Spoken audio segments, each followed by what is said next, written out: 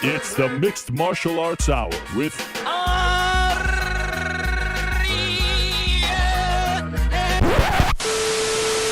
Not today. Helwani's ditched town. Now the inmates are running the asylum. The creatures of the control room are front and center this time around. It's the Rick and GC show.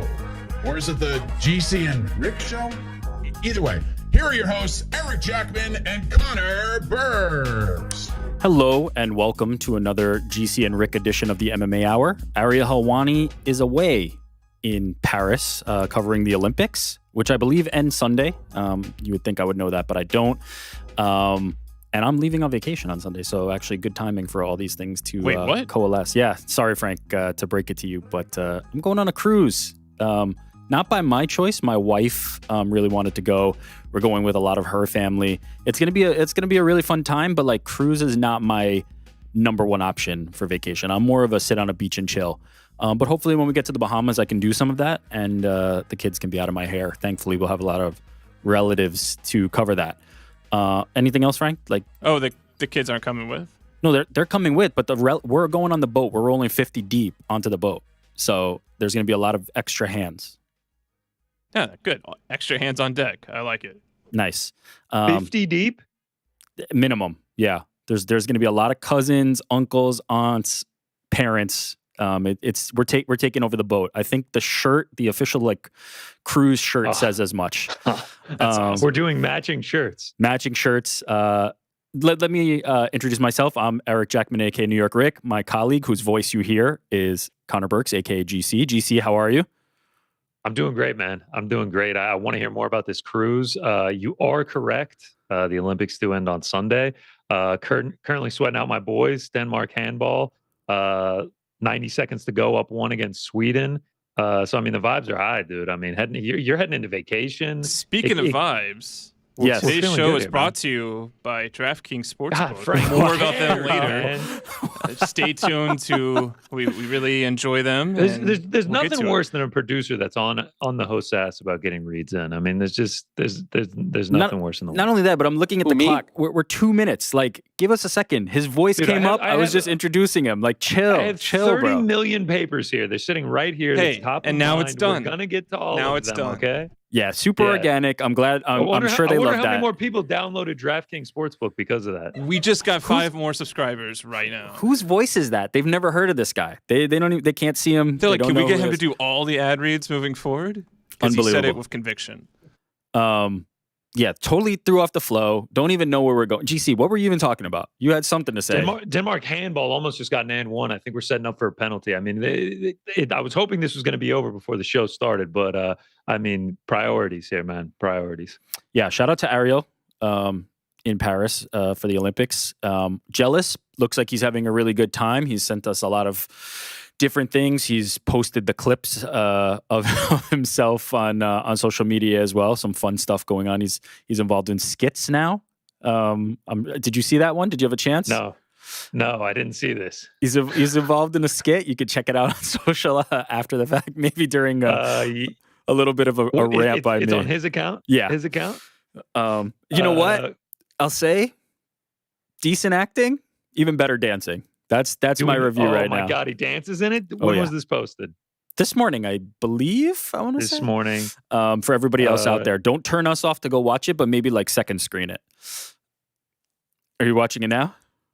I don't know which one it is. Okay, don't worry about it. Watch it later. Is it just him dancing? No, just watch it later. Don't worry about it. Okay, all right, I'll find it later. We'll get into it later. There's a lot to talk about, GC, because we've got some big news in the world of MMA.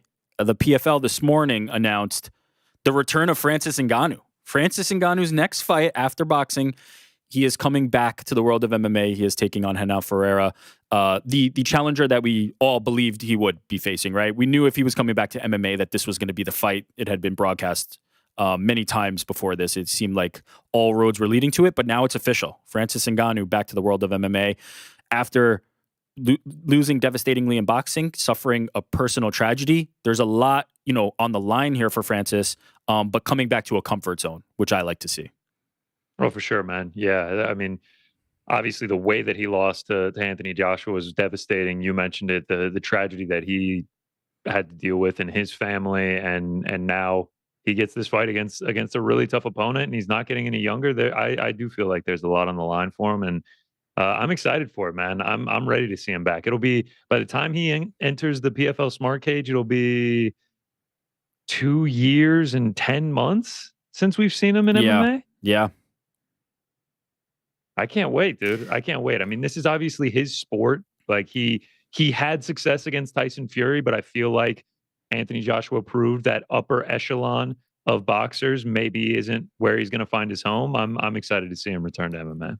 I know this probably didn't work out the way the PFL would have hoped, right? Like, naturally, when you sign a big name free agent like Francis Ngannou, you're hoping you can get him back in there sooner rather than later. But now, due to the extended time that this has taken to kind of play out this way, I feel like the fight becomes more compelling, right? If you're Henan, if you're somebody who is thinking Francis could be vulnerable, there's really been no better time, right? On the heels of that devastating defeat to Joshua, on the heels of the personal tragedy, with that extended time that he has not trained for MMA and has been focusing primarily on boxing, the deck is stacked against him, right? The deck is stacked against Francis Ngannou right now. If there was a time to get him, it's now. It's this fight, which I feel like evens the playing field to make this fight more compelling. It may not have been the perfect planning from the PFL's perspective, but right now I do feel like the fight is more compelling than it would have been if it happened when he just came in.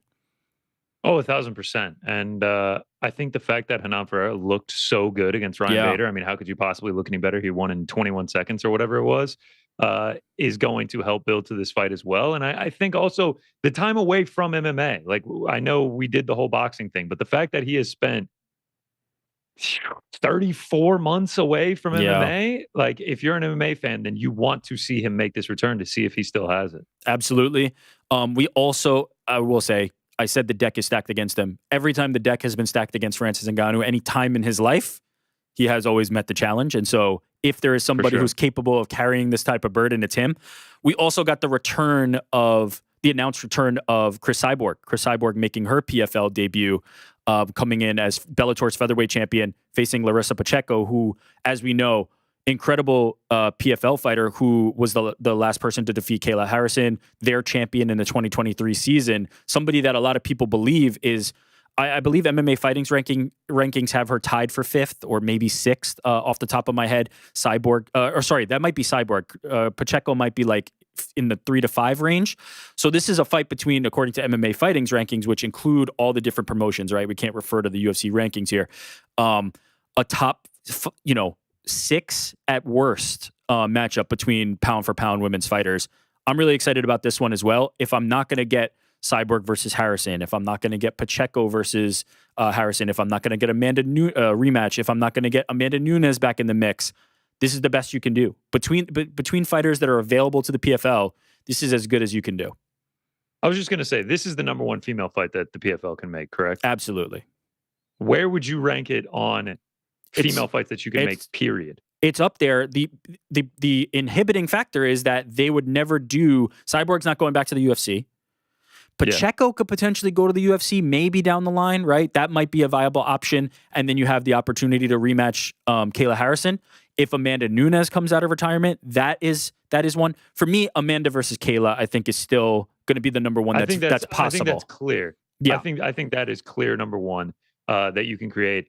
I was thinking about it, though. Like, if Larissa Pacheco is able to beat Cyborg in this fight, and she already has a win over Kayla Harrison, the idea of Pacheco eventually going to the UFC and say Kayla becomes the champion in the UFC is very intriguing to me. Yeah, and to that point, though, we have some steps that have to happen before then. This is as good as it gets that's available, right? It's Amanda and Kayla, and it's this fight. These are the best that the separate promotions can kind of do. Because I imagine Amanda Nunes, if she comes back, has to come back to the UFC. She'll have a contract. There's no route at the moment back to PFL or Bellator. And so short of that, like, this is as good as it gets. I've been on record for a long time saying I think Cyborg is the best female fighter of all time. I stand by it. I know, a lot of people say Amanda Nunes. I have no ill will toward anybody who feels that way. No, I don't begrudge anybody. I personally have Cyborg, just how long the dominance has been. And she's still kind of just doing it. Like, every time she goes out there, she's still looking as dominant as ever. So it's truly the best of the best. And I'm really excited about this fight. Like, these two are as good as PFL can do. This is it right now. Yes, 100%. And these two fights, period. This card, Yeah. like we're finally getting to see this pay-per-view super fights division. And then Cyborg versus Pacheco, like that is all action. Like you were talking about two like elite finishers in the women's division going against each other. And obviously Cyborg has seemed unbeatable of late. But then so did Kayla Harrison when Pacheco beat her. So Yeah. I'm very intrigued by it. And I feel like PFL is doing a really good job of there's going to be a build to this. Like we have 2.5 months.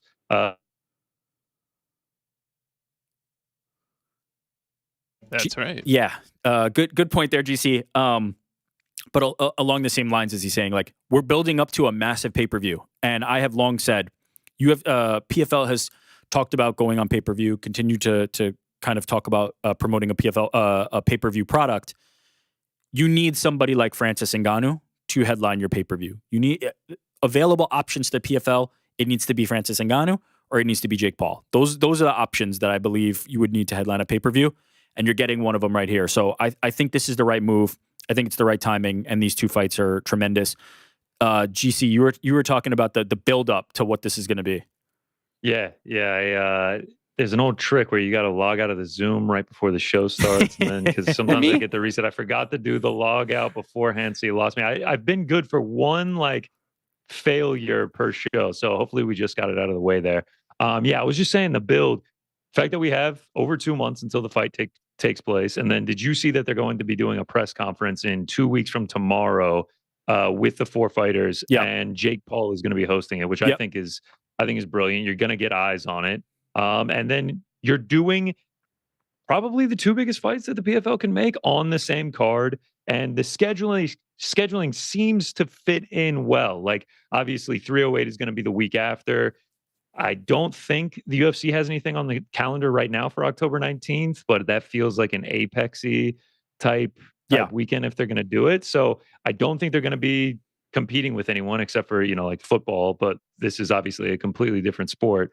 So I feel like they're doing this well. I'm very excited to see how this goes for them. What will be interesting to see what the UFC does, right? Sometimes in the past when they've gone head to head, they've been known to stack the deck. Sometimes they've said, we're going to do our event the way we're going to do it. So it's going to be fascinating to see that.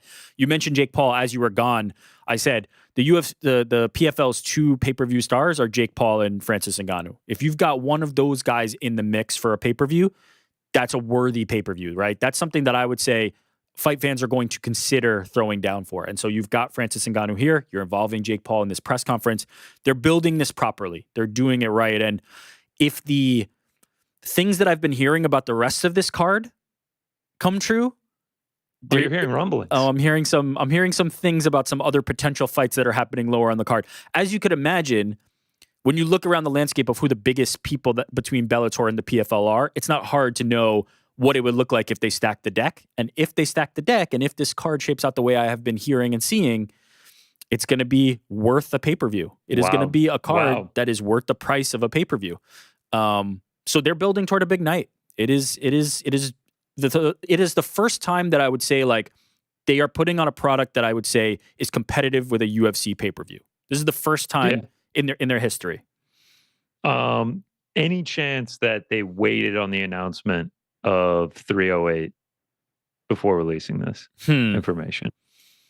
I doubt it. I know this is, obviously you can imagine that there's a lot of pieces in place and having put this into play and try to get this in the works for a while.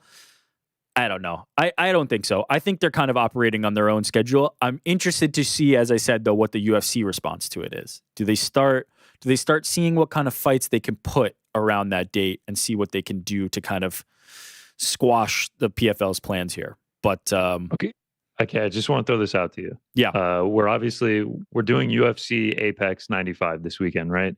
And then the road August to 100, 24th, baby. We're almost there. August 24th, Cannonier versus Kyle Bahallo is going to be 96, and then we got Burns Brady 97. So could they squeeze in 98 and 99 between now and between September 7th and October 19th, to where October 19th is UFC APEX 100, and that is their direct response to the PFL's pay-per-view super fights. The Big Daddy, UFC APEX 100, the one that nobody can miss. This feels like a no-brainer. UFC APEX 100 directly competing with the PFL pay-per-view super fights. You know how we had a full year of like, what's the UFC 300 headliner? What's the UFC 100 APEX headliner is the question that we all need to know.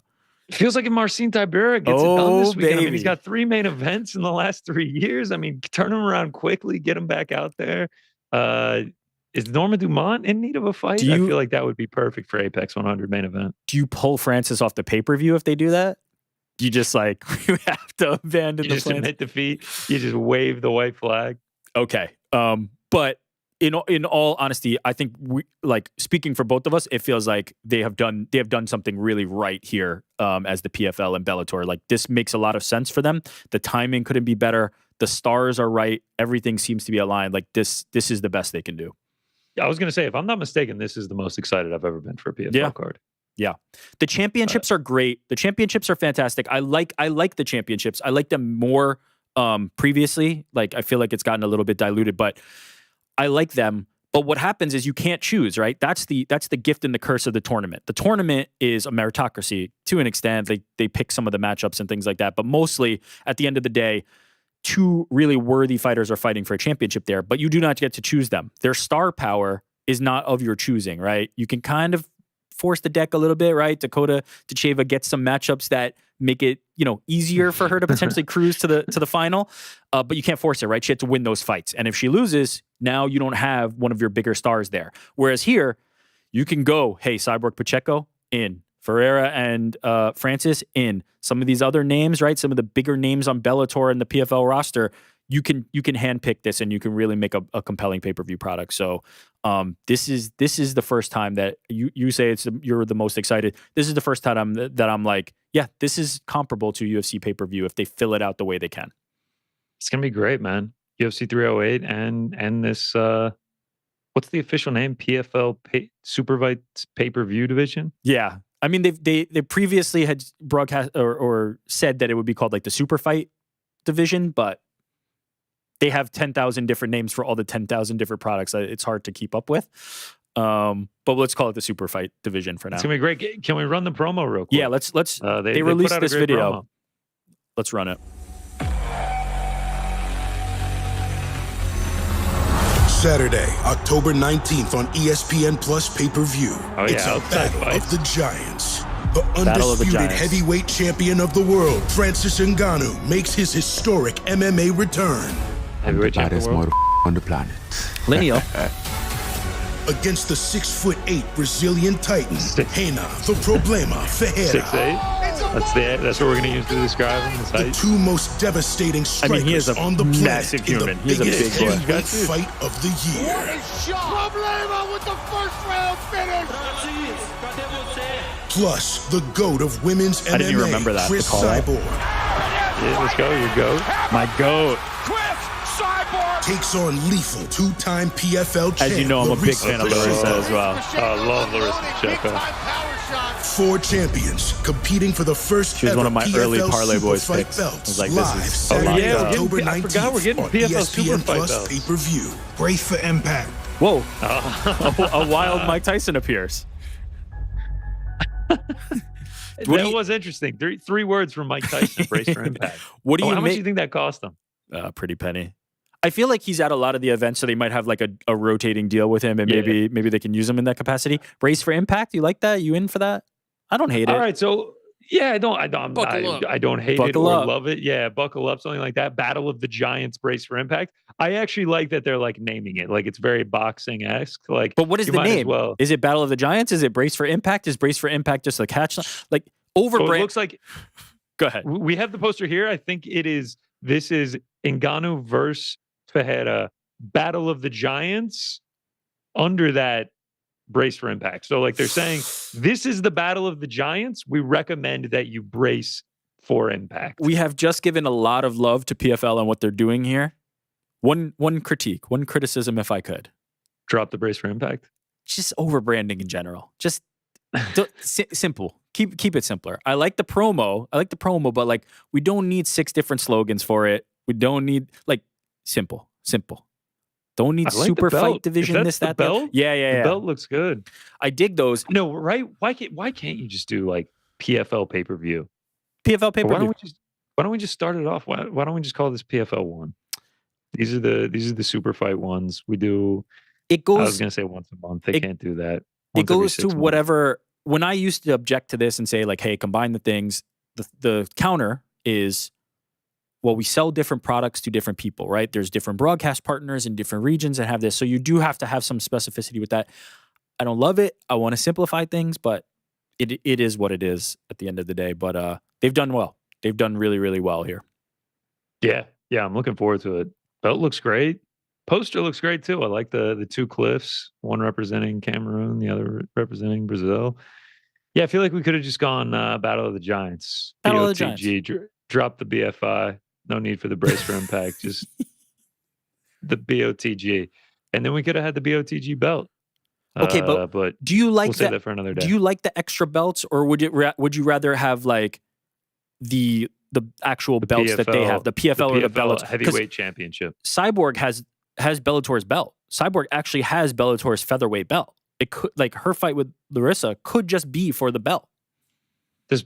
Does Pacheco have a belt right now? So she's won a season. So that's the thing. Yeah. She won the 2023 season. Belt. She has the tournament belt. They don't have the like PFL like championship belt, right? That doesn't exist because it only exists for that year. And so like Cyborgs, for all intents and purposes, would be the one that could be on the line potentially. But I get like as they will continue to keep Bellator and PFL separated, as it seems, then you kind of just have to make the other belt. But yeah, I'm less belts, less simplify. slogans. I think simplify. Less Simplify, marketing, for sure. less belts. Keep it simple. More marketing, less marketing gimmicks slogan, as a part gimmicks. of Yeah. it. Yeah. But we do keep the train rolling on PFL because they got the playoffs and they continue at Hard Rock Live in Hollywood, Florida, Friday, August 16th. Watch as 2023 PFL World Champ Impa Kasangane scores off with Josh Silveira in a rematch of that aforementioned 2023 PFL World Championship, and 2022 PFL World Champ Rob Wilkinson takes on Turkmenistan's own Blavetzan Yagshimuradov. Plus, you can also see Gadzi Rabadonov's debut as he looks to punch his ticket to the PFL World Championship versus the Canadian badass Michael Dufort. I apologize for butchering some names there. I wish I had read that one before. A lot of tough ones on Nailed that. it. You nailed it. Just get ready for an epic showdown, man. Friday, August 16th at 9 p.m. Eastern on ESPN and ESPN Plus, or grab your tickets on Ticketmaster to be a part of the action. When it's PFL, man, you know it's all or it's nothing. I've been enjoying the PFL playoffs. We kind of didn't go as much into it with Dakota getting the big win and Tyler Santos beating Liz Carmouche. I was going to say, Dakota Tyler Santos is a fantastic fight. I love that fight. I'm very much looking forward to that.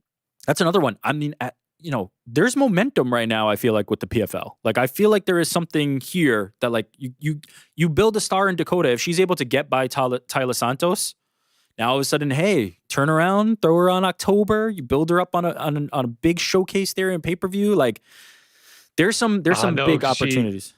I was thinking that she doesn't fight till November, though. Oh, the championship is not until the November. That's right. You do a one-off, non-tournament. You just do a one-off. Yeah, honestly, yeah. But then you screw yourself in the tournament. Who cares? Something bad happens. Who cares? Or you just give her a can. Yeah, you just throw her on. Or you could use this as a springboard. Oh man, it would be so good if the championships were like just a couple of weeks after this. It kind of hurts that it's going to be like 5 weeks after. We're going to say use this as a springboard because obviously the biggest marketing part of the championships is that everyone or 6 of the fights is going to be for $1 million. So you use this as a marketing tactic for it. Here's the problem with that, and it's always going to be the problem and the thing that I've kind of always pointed to. If you do this huge event in October, you make the championship lesser. Unfortunately, that's just how that goes. If you tell people, spend your money October, this is it. Francis Ngannou's back, Cyborg's back, all these big stars are here. Pay for it. It's big. Then they do. Then you're like, oh, and here's November. Here's the championships. Everybody's fighting for $1 million, but it's like, I don't know any of these names. And all of a sudden you start to feel like it kind of takes away from that. And so I wish there was a little better way to kind of streamline that, but that's the way that I feel about it is you don't make the championships a pay-per-view. I've always felt that way about it. Yeah. You could do that. Like, it's your night to shine. Don't just put them on ESPN. You have the ESPN broadcast rights deal. Put them on ESPN. Don't hide them behind a pay-per-view wall. I don't mind it. Maybe that's a route they pursue. You know, who knows at this point. I wonder, because these last 2 years it's been pay-per-views and people have like just torn them to shreds over the price point and everything. So I can't imagine too many people are purchasing it. I wonder if they look at it and are just like, man, I think we would probably be better off just putting this on linear television. I like that idea quite a bit. But as I said, I feel like that aside, momentum is on their side right now. Like they are building something here that I find interesting, and as a competitive product, which is not something you could have said in previous iterations. Now let's see if Francis goes out there and looks great. All of a sudden, the murmurs of like, hey, I know everybody's talking about Tom Aspinall and John Jones, but there's another guy outside the UFC that is still the lineal heavyweight champion, and all of a sudden those whispers start back up, and the murmur about Francis starts back up. So big opportunity ahead of them. Do we want to do questions here? What do we want to do? What are you feeling? Yeah, I say we go into questions. Time for That a good was old-fashioned without Q&A, Frank made the MMA decision fans. for us. Rip through some questions now. Look ahead to I misunderstood. the absolute barn burner this weekend. Frank Maybe is look a ahead to little 305. trigger happy today. Yes, like Frank is like maybe on I edge. think we're on Frank's a the one delay. going on vacation. I feel like Frank's the one going on vacation. He's got a cruise coming We up. got to on get to the Sunday. bottom of this. Frankie, are you nervous about something? Is something going on in your life like that we don't know about? What is causing you to jump the gun here so rapidly? Did you guys not want to do the questions? I'm sorry. I mean, it was more of like a, hey, GC, we're free flowing here. What do you feel like doing? I thought it was And like it was just like a rhetorical, like, should we do the questions? And the answer is yes. Frank really seems to grab the reins much firmer. When it's not Helwani? Yeah. Yeah. He tiptoes. He walks on eggshells around Old AH. Then when it's us, Who, me? he just tries to bully us into stuff. Do you think that's something more about Frank, or do you think that's something about like what kind of tyrant Ariel is? Like, what do you think So there he goes. I mean, did you hear the agony in his voice after you called Helwani? He's already dead. I think it sounds more. I think it says more about Frank. I think it's a Frankie thing. But we're happy to have you, Frank, as always. Okay, we're going to do the questions. First question, Dominic Sasir? What up, GC Rick and the rest of the crew? I don't know if you guys saw in the news earlier this year that Sacramento State University partnered with Urijah Faber to create Combat U. Yes, we did see that. Urijah came on the show and actually had spoken to Ariel about that. A first-of-its-kind program where students will be able to train with Urijah Faber and MMA fighters to hopefully create a pathway for those who want to compete in combat sports professionally. The students will have access to scholarships and other resources they would not otherwise likely have if training in MMA early on. In the future, could you guys see more universities creating combat sports programs and partnering with local MMA fighters to train future combat sports professionals in this kind of setting? Love you all. Thanks for the amazing content every week. I love the idea. When we were talking about boxing in the Olympics, and I was saying I would like to see MMA in the Olympics one day, I think you need amateur systems to be established in the US and around the world in very specific, professional, and proactive ways. And this feels like a no-brainer, right? Like Urijah Faber is a legendary fighter himself, now a great coach, somebody who's been involved in the sport and will continue to be involved in the sport for a long time, seems to have the best interest of the sport in mind. This feels like a great first step. I would love to see things like this continuing to happen and expanded, and just more people wanting to give back and foster and nurture a youth program. Now, certainly, I have to imagine if you're Urijah Faber, there's a big opportunity to like scout talent there. But hey, if you're the one providing those resources and figuring out how to do that, you deserve that edge. And I think more should be thinking that way. Yeah, anything that can grow the game, as they say. That's it. I'm in favor of. I love that. So yeah, shout out to them. But he did come on the show and actually talk to Ariel about that. Matty Mo, sup GC Rick and Grand Diddy. Shout out to the Grand Diddy reference.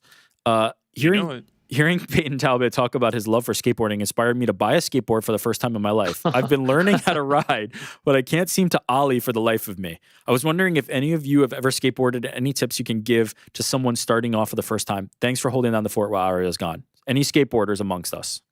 Joe, gotta be. Joe? Crypto Joe. Yes. Chiming in. Okay, definitely. Let's go.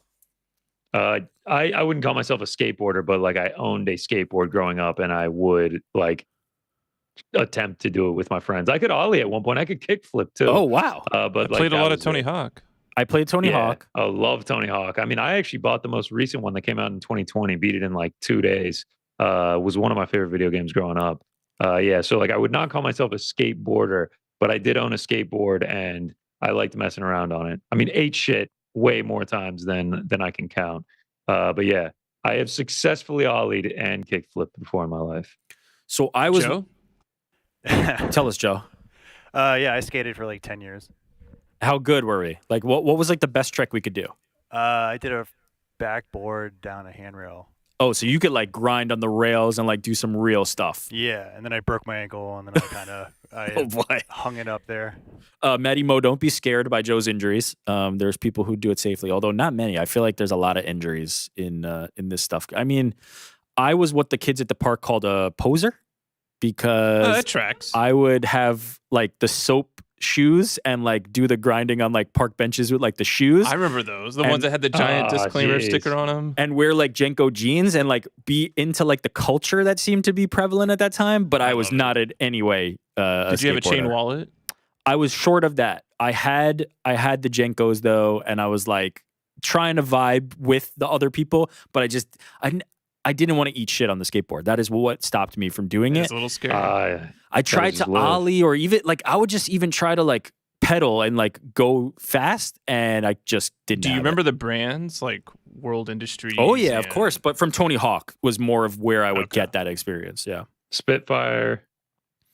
Yeah, the Birdhouse. Yeah, Birdhouse. Oh, and Tech Decks. I had Tech Decks, and that's the other way. Just about to ask you guys ever get into Tech Decks? I feel like Tech Decks were after our time, Rick. No, Tech Decks. I was in junior high playing with the Tech Decks all day. Maybe high school. I forget. I was playing with Tech Decks in class. There's something special about watching someone that is like really good with the Tech Deck. I mean, it's something special. Heelys, you guys ever rip it up on the Heelys? I never did Heelys. That was after. That was after my time. This is another example. Connor, did you have a Razor scooter? Yeah.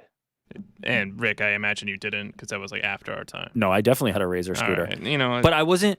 I actually was wondering if you thought that was like too before my time. Yeah, no, Razors were big. I mean, you'd have to hit the brake and it would feel like the wheel was just like disintegrating as you brake. They had brakes on the shin. Oh yeah, if you hit your shin, it was game over. I just recently watched a TikTok of a guy purposefully, like a compilation of him purposely hitting his shins with the razor. There's nothing like getting hit in the shin by a razor. Twisted too hard. I would argue, I love the razor, man. He's got like the Tony Ferguson like unbreakable shins after this. Like I'm sure he's conditioned his legs. Oh yeah. I was going to say, is that before your time? I don't even know what that is. That's where like it was a skateboard separated into like two pieces, and I've seen it. You would build your own momentum. I was terrible at them. I think it was called the wave board. I was so bad at them. I had friends that could just rip on them. Yeah, I've never ridden on that. I know what it is. As you said, like you were thinking, you were saying it's impressive to see people do the tech deck. I feel that way about like the people who are sick with the razors when they're jumping and like doing like 6 spins before they land and shit. Like that's hardcore. That's very hardcore. I mean, they got like YouTube. You can go on. They have like tech deck highlight reels now. Sometimes I'll watch them. I mean, some people are sick. So you're just pulling that up. It's Thursday night, and you're just like, who's got the tech deck skills? This is kind of funny. If I come across a tech deck highlight reel, I'm watching it for sure. Consider generationally, it started like this. You had the skateboard and like the BMX bike, right? Yeah, like then the OG, like the actual scooter. Thing. Yeah. Then people just started planking. Planking? You know, but like for the internet meme thing, like I'm planking in a random spot, not the actual working out planking. Yeah, right? And then you get parkour. I just think it's like what I'm not. Why would planking be in that group? I'm not. I feel like understanding. that, and maybe I'm wrong, but I just remember that becoming like an internet sensation where you'd almost have like instead of like a skate video, it'd be like here's someone planking in like the most random spots.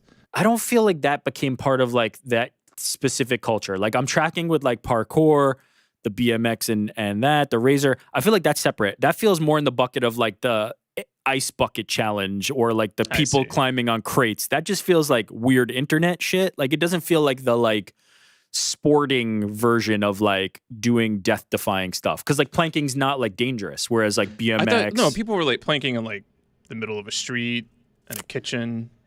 Maybe that was my take on it. I was like, man. I think you were making it more of a sport than just like dumb kids doing dumb shit. Oh, I just sent y'all several Tech Deck highlight tapes, and some of your favorites. Billions of views. I just sent you the 2011 U.S. Fingerboarding Championship Finals in New York, and they do it at the bottom, like they're in a half pipe, and then a table is set up with a Tech Deck skate park, and it has 7.4 million views. Do you think they'll ever have Tech Deck in the Olympics, or is Tech Deck now like fading? I don't know the scene. It's fading. Okay, it's fading for sure. Yeah, because that highlight is old. They call it fingerboarding. You know, this is sort of the branding. You know, could I have a tissue? Could I have a Kleenex? Tech Deck is the brand. Yeah. Fingerboarding. Got it. I might have to pull it up. I might have to cop myself a Tech Deck. Start getting back in the gym. In the lab with the Tech Deck. I love it. Okay. Big game hunting. What's up, gents? 2 quick ones. Do both of you truly believe McGregor is going to fight again? If so, will it be Chandler? Feels like he wants someone else but won't say it. What is the gut feeling telling you? Let's answer that one first. Conor fights again? McGregor, Chandler, December.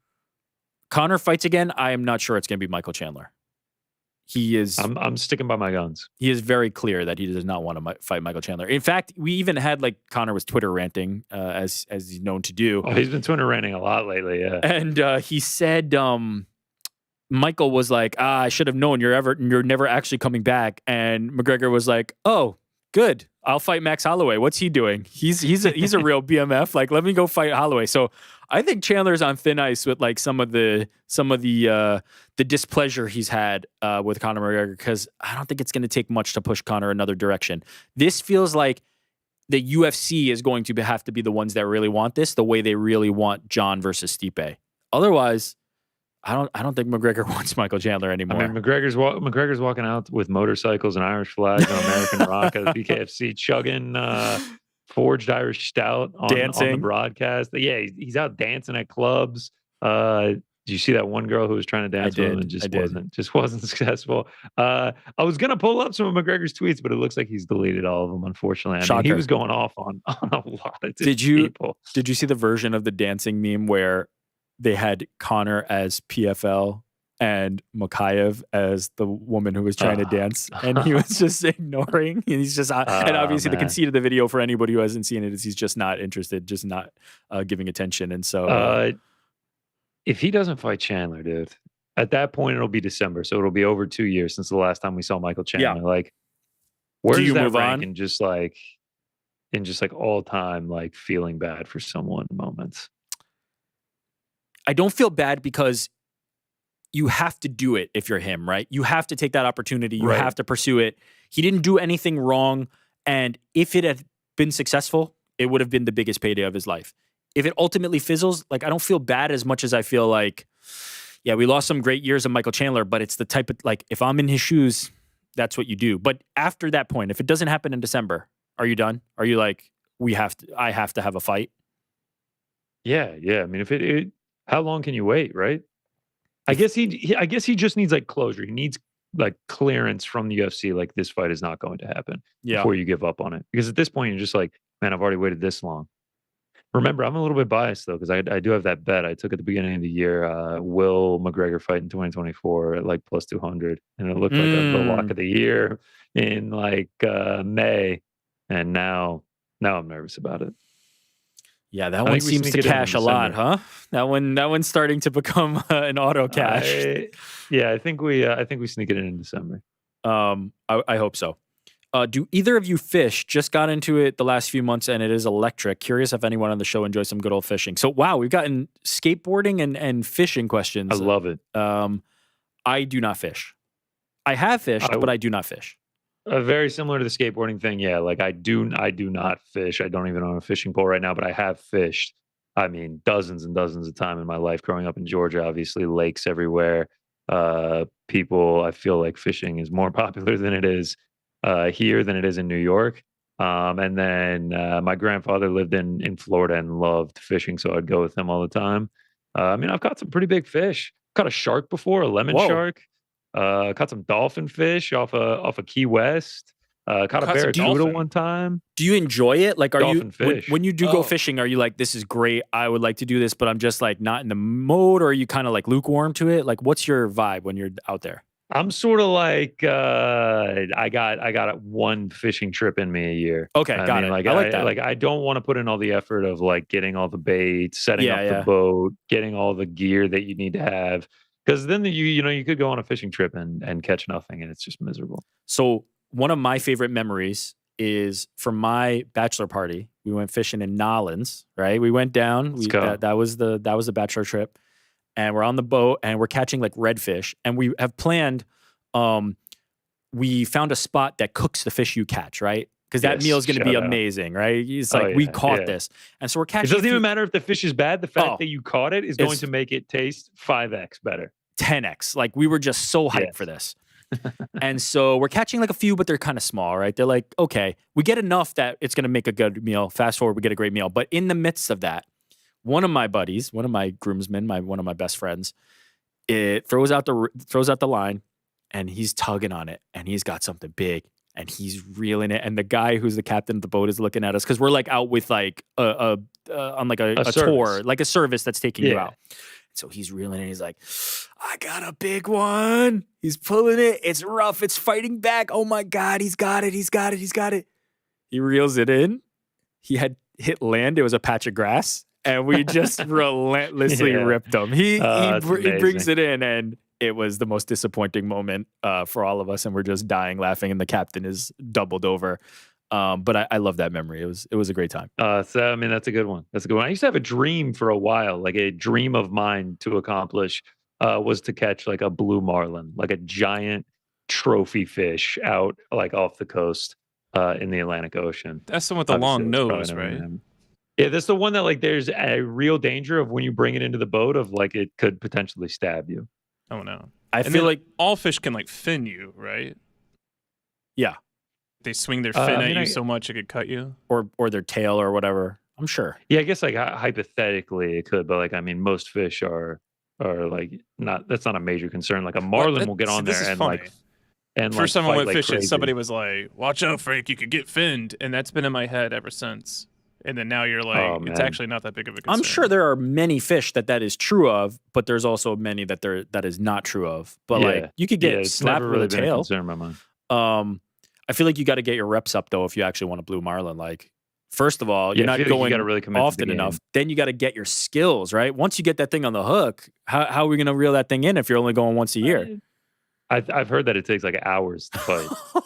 And you always catch like you're in like a war, dude. You are in. That a was war. my buddy, except it was a patch of grass, and it was incredible. Yeah.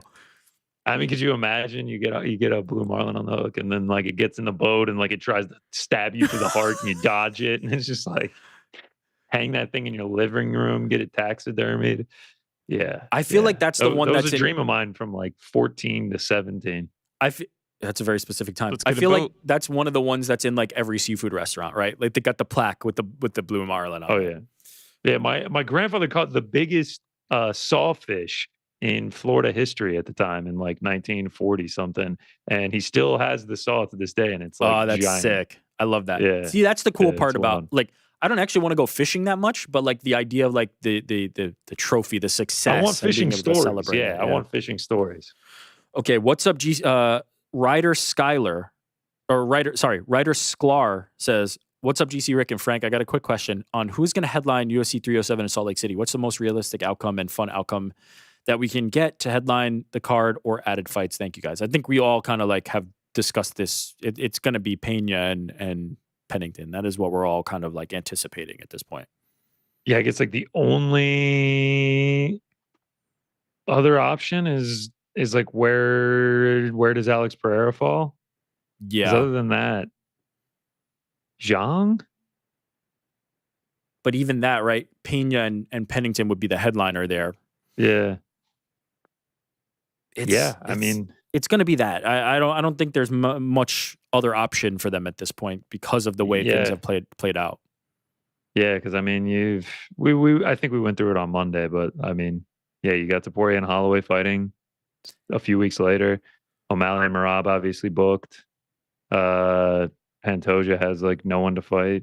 DDP will have just fought in the last 2 months prior to that. The only thing that I've thought of, and I said it last time, and it didn't land very well with you and Ariel, is an interim lightweight belt. That's the only thing I can think, right? Because Islam is going to be on the shelf, and that is why he's not headlining Abu Dhabi, and that is why you have to move Max and Ilya.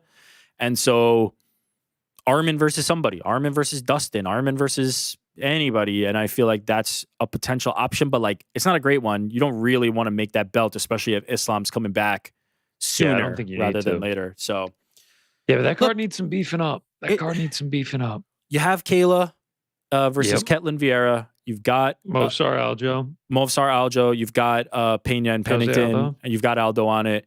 How about Aldo? UFC just Aldo versus rising guy that we really like. Like that seems to be the MO that they've got for Jose Aldo. I don't know how. Probably just going to strike with him. Yeah, probably just going to strike with him, which is won't fare well.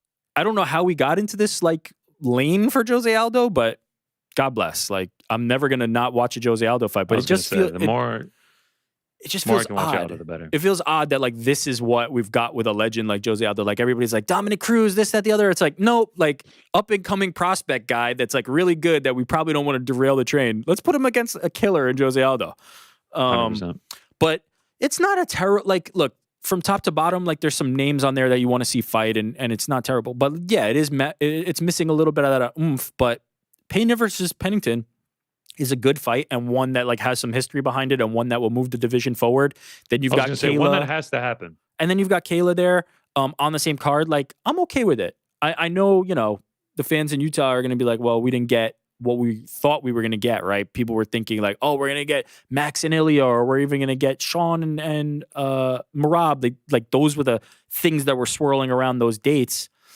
It's still a good card.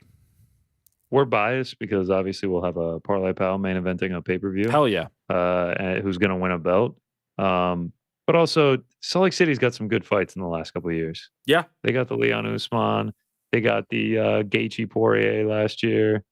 Another one where it didn't seem like they had something and then they made something. So maybe they can pull something out of there.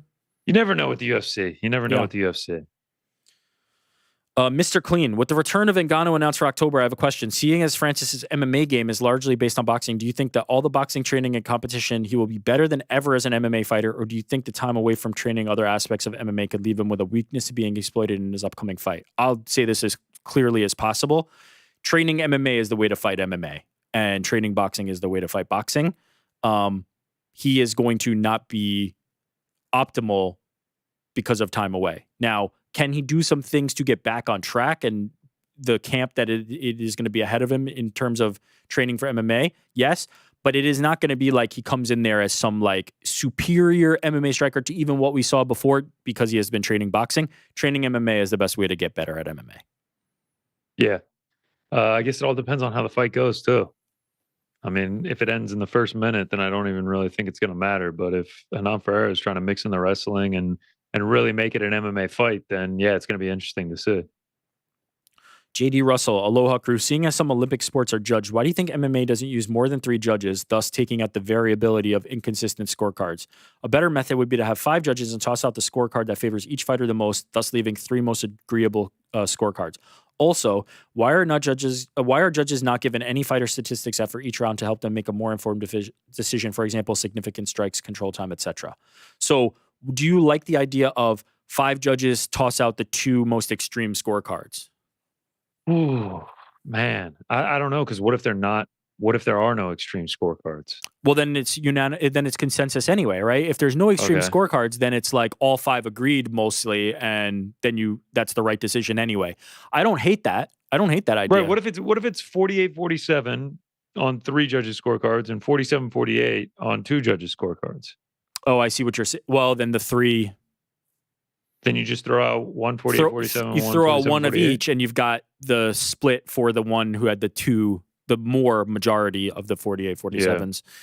Yeah. One judging idea that I've always liked that I think would be very interesting to see is you take the round by say like if it's like a judges score 2 out of 3 for the round, that fighter wins that round, and it's like a cumulative of the judges scorecards. So what's funny is, go ahead.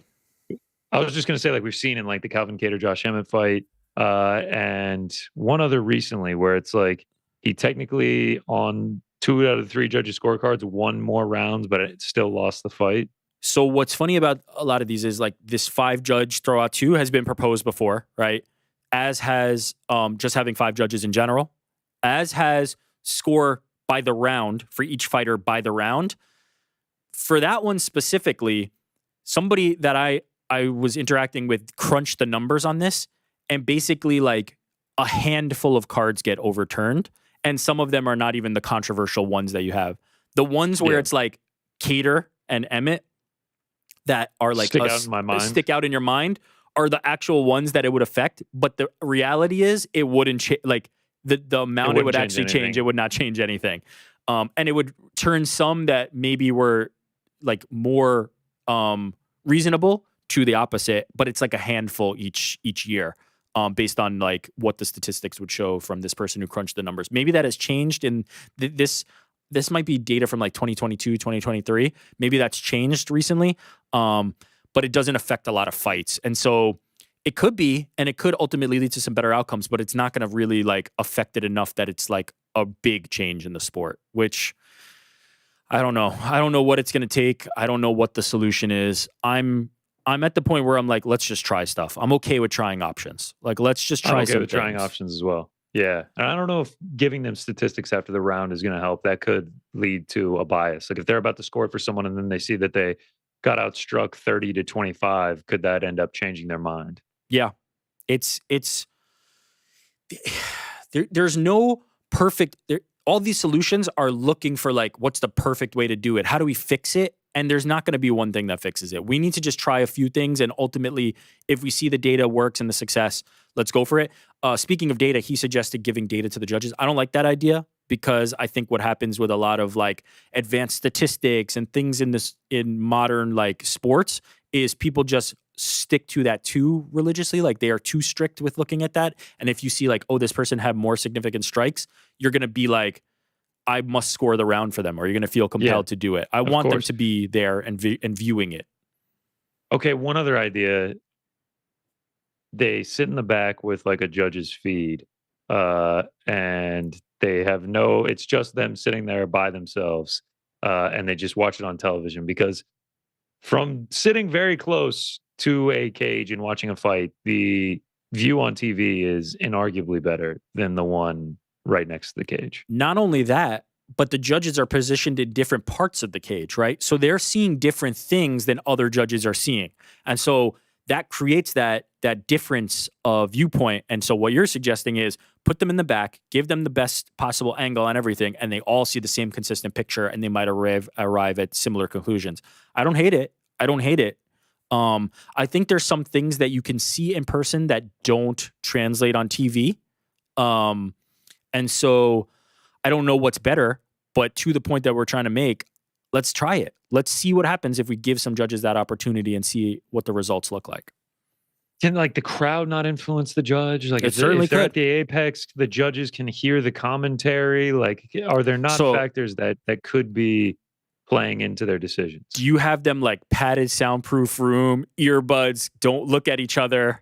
It's like different rooms, dystopian society shit. You're sitting in a white room with one television screen, and you put on noise canceling headphones to watch the round. You score it, you hand it off, and then that's it. Here's what I would say to that. They're going to have to quadruple the pay at the bare minimum if you want people to suffer through this torture, because maybe that's another thing. Maybe that's another thing you do. You raise the pay to keep these people more accountable. I mean, like, it's just like, I think let them answer for it as well. Like there's so many issues. There's so many ways that you could make this a better profession. Yeah. Peter Substack. What's the crack? Ariel, GC, Rick, Frank, and the rest of the crew. Simple question. This week, on a scale of 1 to Lad Dumas, what do you rate this week's Apex event? Oh man, I got some feelings on it. Yeah, it's Lad Dumas territory, dude. It is not a good offering. It's 10 fights. I think the main event is ranked, which is a rematch. That was a 30-27 decision victory for Marcin Tybura. And then the only other ranked fighters on it are in the women's bantamweight division, which obviously is not a deep division at all. And yeah, it just feels unnecessary. It feels like you could have combined this card and the August 24th card and had a much better offering. And it's smashed right in between 304, which is a great pay-per-view, Abu Dhabi, which is a great fight night, and 305, which is another really good pay-per-view. It just feels like we just didn't need this card. I'm not going to get out a baseball bat and beat the horse, but I'm just going to like poke it right with my finger and just say, if you want things to change, you can't watch the cards. If you want if you will turn on Saturday night and you will watch this card, nothing will change. This will continue to be something that happens once every couple of months. Like, you're going to get this card, and that's the reality of the UFC's aggressive schedule. If the viewership continues to be steady, then you've asked for this, right? Like, is content better than no content from the UFC's perspective? I'm not talking about fight fans that are always just like, at least we got fights. It's just like, well, you were always getting the same amount of fights. Yes, because these are highly viewed. That's why content is better, because these actually get high viewership, and if people don't tune out, they're under no obligation, and nor should they, as a business, decide to stop doing this. ESPN and UFC are happy to continue to give you cards like this if you continue to tune in for them. So it is what it is on that front. I don't know. This might be too specific. I feel like this might be in GC's wheelhouse. Leroy Jenkins, what's up, gang? To whom it may apply, in honor of Noah Lyles' gold medal performance. Well, by the way, what a performance that was. Insane. Also, insane, bro. All the pressure that he put on himself. I mean, everybody thought he lost, but all the pressure he put on himself with that shot at the Team USA basketball thing that went viral, world champions of what, as everybody knows. Oh yeah, the shot at the NBA. Yeah. I still don't know why people were Americans were so quick to hate on him. Like, this guy was trying to bring us gold for the first time in 20 years, and obviously he successfully did it. But the amount of people that were just waiting to hate on this guy was crazy. Well, I get it, because I have some friends who are basketball fans. It's Team USA basketball is such a pride for us, and feeling like you're talking about the NBA, which provides the players for that, felt like a shot to those players and to the NBA and to the sport of basketball for those hardcore basketball fans. If I'm not mistaken, he was saying that the NBA champions calling themselves world champions is ridiculous. That's what he said, correct? No doubt he was. And I mean, we could make this a very MMA conversation, right? Is the UFC champion a world champion? Well, I say yes, but I also think that the NBA is the world champion. But that's the equivalent, right? League. That's the equivalent. Yeah, the NBA the is, League. And so people, if you said to somebody, the UFC doesn't have the world champion, there are some people who just on the affinity for that promotion within the sport would be like, nah, F that, or whoever says that. So that's where I think some of that is coming from. But what a freaking win. Down for the first 40 meters and then just turns on the jets and gets it by a nose. I thought he lost, incredible. bro. I thought he lost. I thought he came in third at first. It was a photo finish, the literal definition of it. You have to go to the tape and figure this out.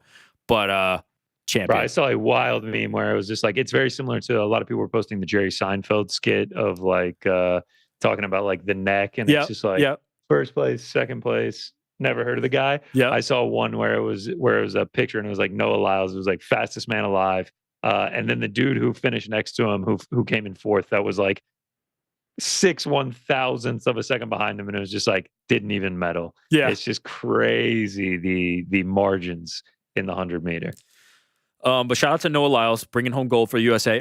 In honor of his performance, what were some of your favorite, most coveted Yu-Gi-Oh cards? Because unless I'm mistaken, right, he had the Yu-Gi-Oh card on the chain. And so what are the... Yeah, that is something that he's done. Yeah, and he walked up with the Yu-Gi-Oh card thing from the show. Oh, and it had Exodia in it. Did you play Yu-Gi-Oh? I did not. I'm wondering if Frank did. I feel like I've gotten into this. Yeah, me too. I feel like I got into this on the show before. I was Yu-Gi-Oh obsessed. I would go play tournaments around the Atlanta area, and I won several of them before. Had Exodia before it got outlawed. I was all into it, dude. I sold my cards when I finally decided to quit. Sold my cards for over $1,000. That's the one that you assemble, the Exodia. That's the one that you put together. Yeah, so once you have all 5 pieces in your hand, the match was over. That was the rule. Oh, instant game over. Instant game over. Yeah, now it's forbidden. I remember, and you had to collect all 5 pieces, and it was very rare. And can we meet in the middle? Did any of you play Pokemon? I never played it. I collected the cards, but I never played it. You never played the video games? You only collected the cards? No. I never played the cards. Oh, I never okay. played the card game. You collected the cards. I played the video game. Loved the I card played the games. video Loved game. the card games. I collected the cards games. and I sold them. Like that was my I was trying to make money off them. I never like played them. The only one I played card game wise was Magic, and I'm still playing Magic. I played. So that was the thing when you still play Pokemon Magic first to this came day, out. I played. It was wow. No, just keep going. No, go Frank.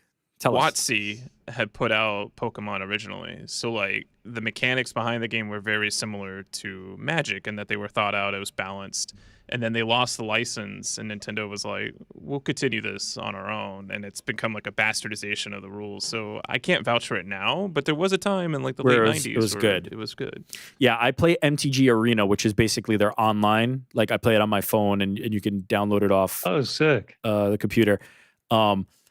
There's a version of that what you're talking about, Frank, which is Wizards. I think it's Wizards, right? They still have the thing, but there's different play formats, and there's a digital format called Alchemy where they have cards that can do things that you can't do with physical cards. And so there's a lot of like old school hardcore players that hate Alchemy. I like Alchemy and I play Alchemy.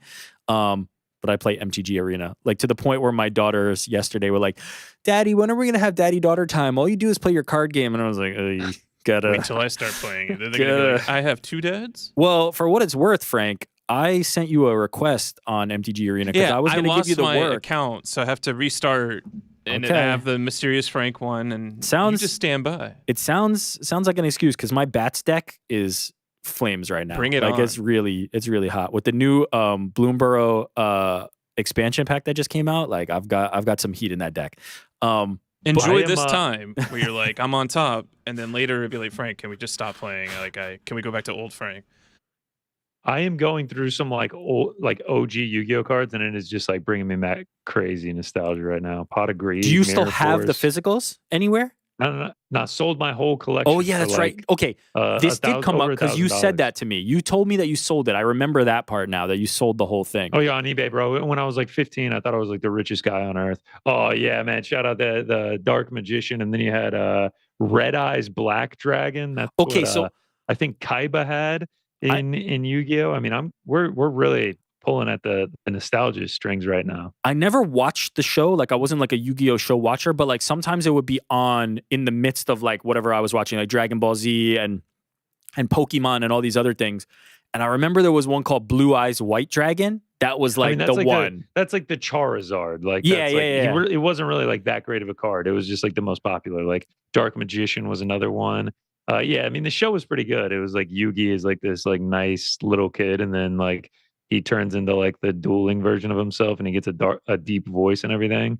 But yeah, dude, I used to love this. I used to love this card game back when I was young because all my friends played it in my neighborhood. So we would play each other, and then we would all go to tournaments together, and we would see how like well we could do. Like we were playing like grown adults. It was it was good times, man. Good times. Really, there are people who play on my street. Like I was walking home one night and they were out in their patio playing Yu-Gi-Oh. I thought it was Magic at first. I was like, "Oh, you're playing Magic?" They're like, "No, this is Yu-Gi-Oh." Do they still make it, or is it like old? Like this is like vintage. Oh wow, okay. Shout out to Yu-Gi-Oh. I don't know if Magic the Gathering did this, but like the best part about Yu-Gi-Oh was like they had the tier system for like rarity in each pack. Like you could just get like the normal rare, where it's like just silver lettering. Yep. Yeah, and then you get the holographic, and then you get the holographic with the gold lettering or holographic with the silver, and it was just like there was nothing like ripping open a pack and like you get to the rare card, whatever it was, and like if it was like super rare, you'd just go crazy, and then you get to show all your friends, man. I wish I had a time machine. Go back, man. Really, take me back. Give me a lot of nostalgia. Make the IG post.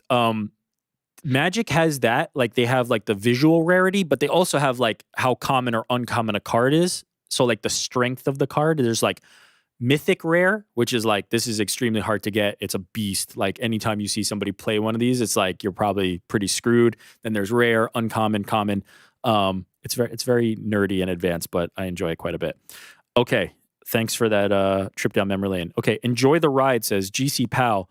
You've got to get over this heartbreak, man. Come back to the tri-state area ASAP. That's where all the fish are. Let me know if you need some help, bud. The Rizzler. So the Rizzler is saying he needs you back here. This guy tweeted this at me as well. Yeah. We'll be back soon, man. We'll be back soon. He tweeted that exact thing at me. This word for word. Word for word. He just copied and pasted it onto this. He sounds like he's a real big fan of yours and wants you here. I'd be scared a little bit. Like maybe he wants you back too much. But yeah, I'll be back soon. The Rizzler says that. Okay, Matt Smitty. WWE Raw was amazing this Monday. Any thoughts if you were watching debut of Wyatt 6 in the ring? I'm not even going to read the rest of this because like it would be a waste of time. I did not watch. I'm assuming you did not watch. Nah, come on. We very rarely check in on this. Like we rely on Helwani quite a bit, and he's kind of like been out of commission with that. Unfortunately, I'm still at the you're getting me for Mania, you're getting me for Royal Rumble. Beyond that, it's few and far between. Two quick ones, daily tap outs. Two quick ones for you boys. Just want your thoughts on these matchups. Ferguson versus Nick Diaz is a retirement fight for both. That's what it should have been on this card. That's fine. I don't hate it. I would also just like be okay if Tony didn't fight in the UFC again. I'd be cool if Nick Diaz didn't fight in the UFC again. I mean, the last time we saw him was over almost 3 years ago at this point, and it was not great.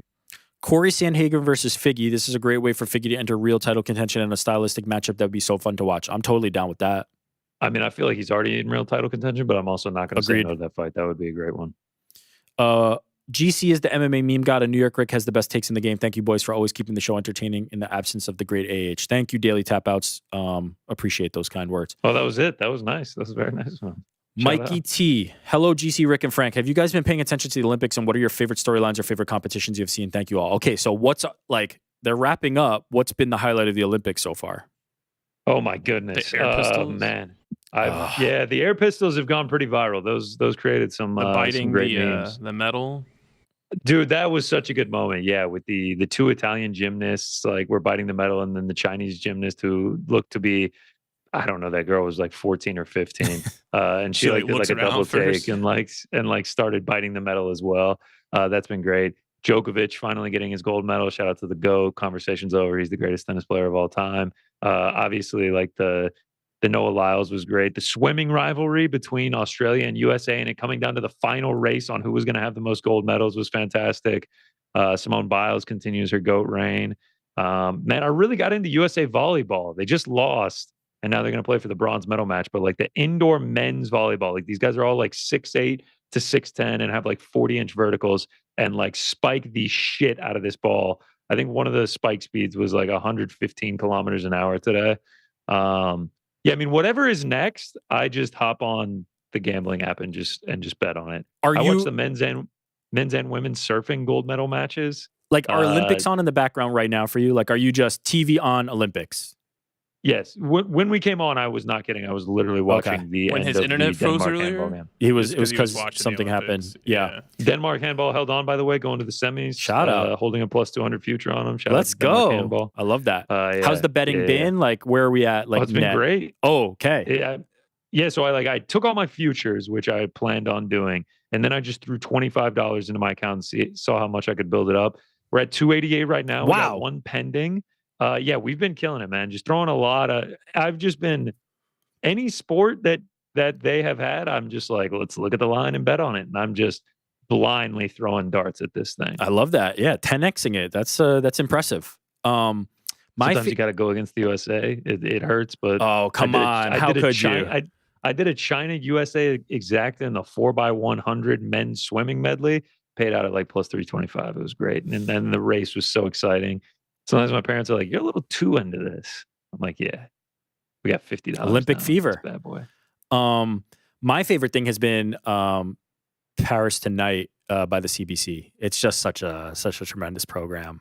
It actually is good, man. Get it like I didn't know what we were getting. I really thought it was going to be like Helwani sitting at a desk, just like, "Welcome into Paris Tonight on the CBC." We start at the pool where Canada's Summer McIntosh got a silver medal. Moving to the wrestling match. I thought it was going to be that. It's much more lighthearted. It's fun.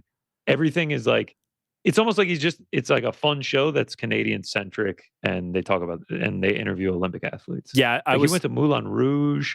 He like went into all these little houses. Yeah, it's good. I was doing like a suck up gimmick, but it is a good show. My dad, as I like, my dad's number one fan of that too. Like he's number one fan of this show, and he's number one fan of Paris Tonight.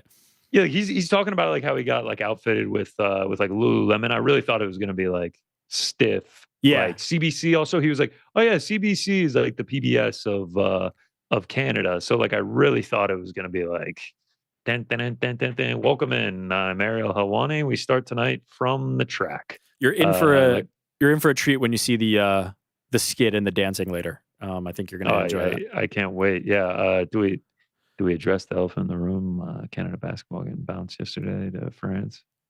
He didn't text about it, so we're not going to talk about it. Yeah, I wasn't going to say anything. I mean, I've been blowing up the phone all the way until like halfway through the first quarter. Yeah. Now, he had the family coming out and they were going to get to go to the bronze medal match. And if they had gotten to the semis, then there was a chance they'd get to see Canada play for a medal. But now it's probably going to be like Serbia versus Germany or something like that. I'm going to follow his lead on this one. We're going to stay away from that because that might be a touchy subject. He said Game 7, Knicks level nervousness for Canada, France. He also was there and said the crowd, he said it was 10 times Game 5 against the Pacers, MSG. Like, he was saying that the place was rocking to an extent that he's never even like experienced before because of it being in France. That. By the way, I love that. The fact that like the Parisians, I mean, that's another one. Leon Marchand, the French swimmer. Yeah. And like the way that crowd gets so hyped for him.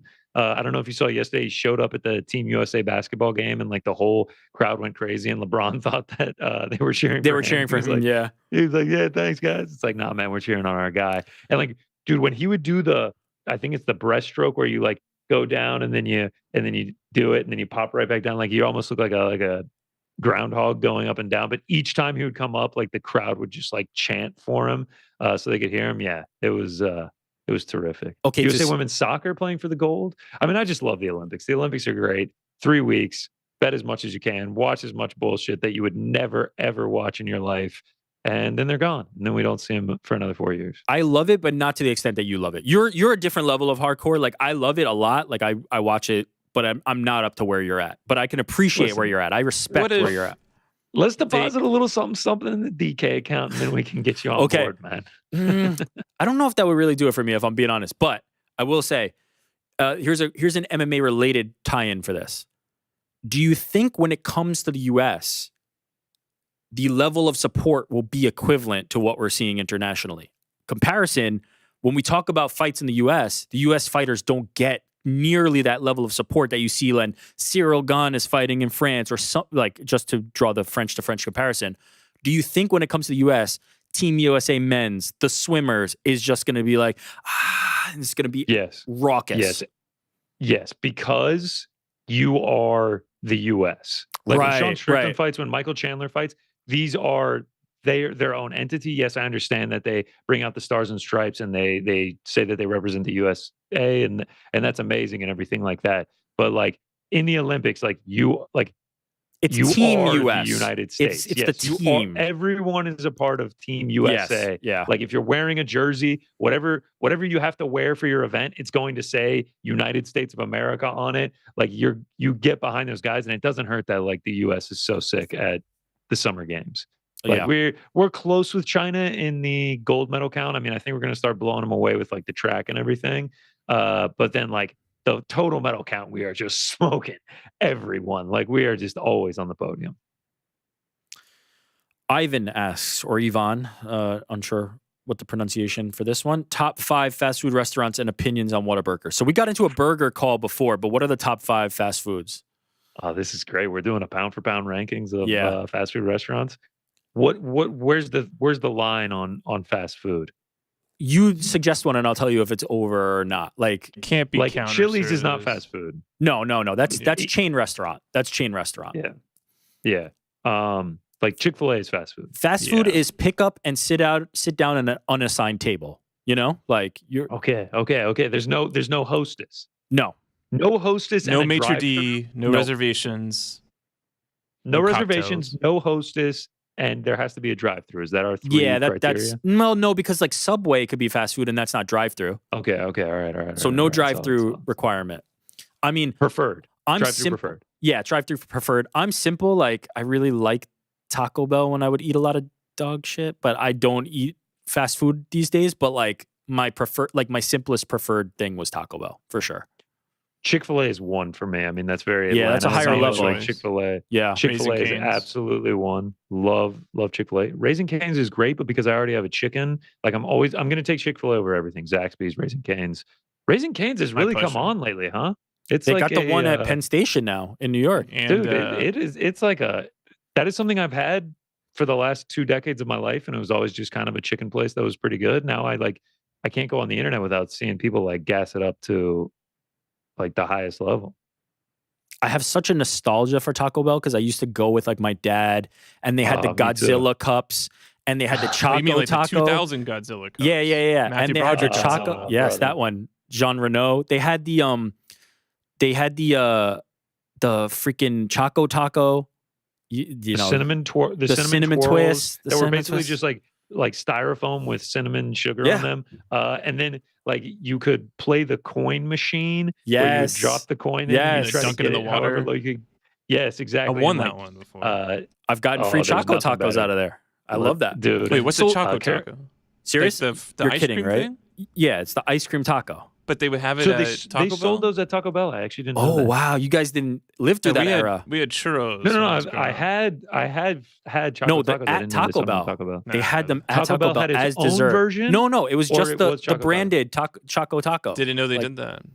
I don't know if you guys were this deep on Taco Bell. I was a huge caramel apple empanada guy. Oh, I yeah. mean, it was Big basically time. just an apple pie, but I mean, it was just so fire. Was there chalupa slander on this show? I cannot remember. I'm not a chalupa guy. I'm a gordita same over here. chalupas. Gordita over Frito chalupa. burrito? I love chalupas. Was that a Texas thing? I like the Frito Only? burrito. No. No, I had the we had Frito burrito. Taco Bell's up there for me. I like Taco Bell. Well, how do we feel about I like the love big? Taco Bell. I just haven't had it. How do we feel about like the biggest ones? Right, like I'm not like a huge McDonald's, Sonic? Wendy's, Burger King guy. Like they feel like the tier below the top 5 for me. Like they're consistent. They are what they are, but like there's better ones that I have above. Okay, so I never eat fast food ever anymore. Me just too. Because Same. I'm in my 30s, but I love them. I love them all. When you say, wait, time out, backtrack. When you say I'm in my 30s, it's because the recovery from eating junk like that is too tough, or because you feel like it's for younger people to be consuming? As I have aged, I am just more focused on my health. Okay. And like, I just do not want to ingest. Got it. A big, I think that makes sense. Back in high school, like I don't know what y'all called them, like mixed stupid, whatever you may have. First time I heard about those those from you, actually. Oh man, it was something special. You would go and you'd get, this is when they had the dollar menu, 99 cents a piece. You'd get a McDouble, you'd get a McChicken, and then you would split the McDouble, put the McChicken in the middle, bread and all, close it back up on the top. And it's like something it was like you don't want to stare into the eye of the beast once you started. Like you didn't want to look directly at it. But it was so good. And you get a 99-cent small fry with a cup of water, throw some blue Powerade in there. Don't let the cashier see it. And you're spending like after tax, like $3.08 or something, and you're getting a full meal out of it. And I used to just house those. I love them. Now I don't know if I could even get through a McStupid. I love the McStupid. I love the name of that. I get my kids McDonald's and things like that from time to time. You'd be shocked to know what the price of that thing that you just said was $3 at that time is. I don't want to know. I don't want to know, man. It's insane. It's truly insane, the price of this stuff. 99-cent. The dollar doesn't exist anymore. Like a real thing. Nothing on that menu is less than $2 at this point. And then if you really wanted to get crazy, you could get the McRoyal, and it was a Big Mac instead of a McDouble, and you'd split it up, and then you'd put there, like they used to call it, because like the McChicken was like the questionable meat straight out of the freezer. Like it was definitely a lower quality. And then they had like the Southern style fried chicken sandwich. You throw one of those in there. That was closer to like $6 or $7. Oh man. I feel like it's hard to do this top 5, especially because we don't really eat it now. I have a more a tangentially related question, etiquette question. Okay. I am a big believer. If you pick up the hamburger, it does not go back down. The hamburger stays in the hand. You finish the hamburger, and then that's it. There is no up, down on the hamburger. Do you agree with this sentiment? I can actually respect the hell out of that. Yeah. I mean, what's the reasoning? I go in when I eat, man. I am eating until I am done. I'm not a big talker when I'm eating. Yeah, like same. I can respect this. What's the reasoning? Because I don't need to put it down, Frankie. I don't need to deconstruct the burger by putting it down. I'm also, for context, I'm also a big, if I have like a plate, right? and there's 10 things on the plate, I tend to eat them one by one as opposed to like mixing and matching and like eating things at various points. So it's more a compartmentalization and like an organization thing. But I believe that you create mess and disorder and chaos and disarray when you put the hamburger down. Now you're dipping the fries here, that, the other. Take it slow, but eat with purpose and do it one at a time. That's my philosophy. How do you feel, Frank? Did you ever dip your hamburger in the ketchup? Oh yeah, you could do that, but you cannot put sure. it down. You cannot put it back on the paper, on the wax nasty paper. You bite, you can dip it, you bite it again, you finish that hamburger before. What if it's like a quarter pounder?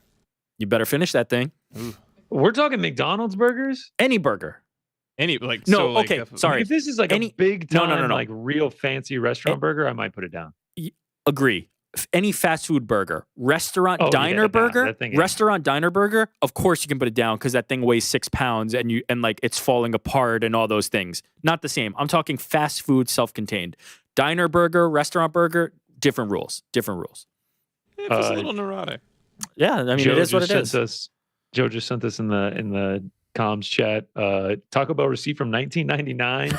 A burrito was 99 keeps it in cents. his wallet. Taco was 69 cents, nachos was 69 cents, and a 16-ounce Pepsi was 89 cents, totaling $3.50. Dude, I saw a Chipotle menu from 2008, and it disgusted me. Can't even get what are we talking? Give me a number. A burrito was like $5.35. Oh, my Lord.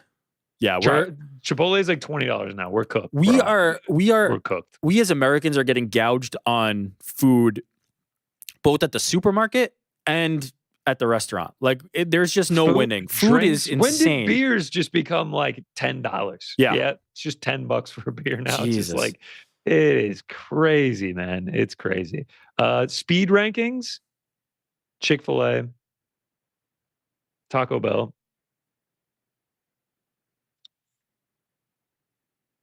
Sonic, Sonic, Jr., maybe Sonic, Whataburger. I do love a good Hardee's. I don't need Popeyes is good. Raising Cane's is good. KFC and Popeyes are interesting for me because like I like them, but then I don't know. There's so much better chicken out there. Like a Chick-fil-A is just crushing them, so it's kind of hard to. I'm with you. Find the way to go to them. A lot of people don't believe that. Okay, here's all right. Last Salad and Go. Fast food. It's a big one. Very, very curious to hear y'all's rankings on this. Firehouse Subs, which I love, by the way. But, Arby's. Your thoughts on Arby's? Not a fan. Not anymore. Not a fan. My dad's a big fan. My dad loves Arby's. Shout out to Arby's. I knew your dad was a good guy. I'm not an Arby's stan, but because people hate it so much, it makes me have to defend it. I just always hated the prices. Cheddar and a Jamocha shake and some curly fries. Dude, it's not bad. It is actually pretty good. It's funny. Oh, go ahead. Answer. Jamocha shake? Yeah. Yeah, never heard of that. Oh, it's like a chocolate coffee shake. It might be one of the best fast food items out there. I also have noticed horseradish sauce. I've also noticed the anti-Arby's sentiment, and I don't know what that comes from. I never noticed. Why are they hate it? Why are they distinct? People hate it. Feels very. Yeah, I don't hate Arby's. It's just not in my. I think it's because getting roast beef at a fast food restaurant. Beef. Got it. Like you're not going to Subway and getting bullshit meat there too. Like it's like, come on, man. Yeah, it's all fast food. You get the onion bun. Get it toasted, a little beef and cheddar, curly fries on the side, horsey radish sauce to dip, Jamocha shake to wash it down. I might go do that. I didn't know that Arby's lore went this deep. Just to spite the haters. Shout out to Arby's if you're interested in more takes like this and promotion of Arby's fine products. The MMA Hour. Straight, man. Arby's isn't even cracking my top 5. I just have to defend it because of how much slander. I get that. I get that. Jack in the Box. Me and your pop's gonna have to go crush a beef and cheddar one day. There's an Arby's right by my apartment in Queens. You and my dad just hustle out there, get an Arby's.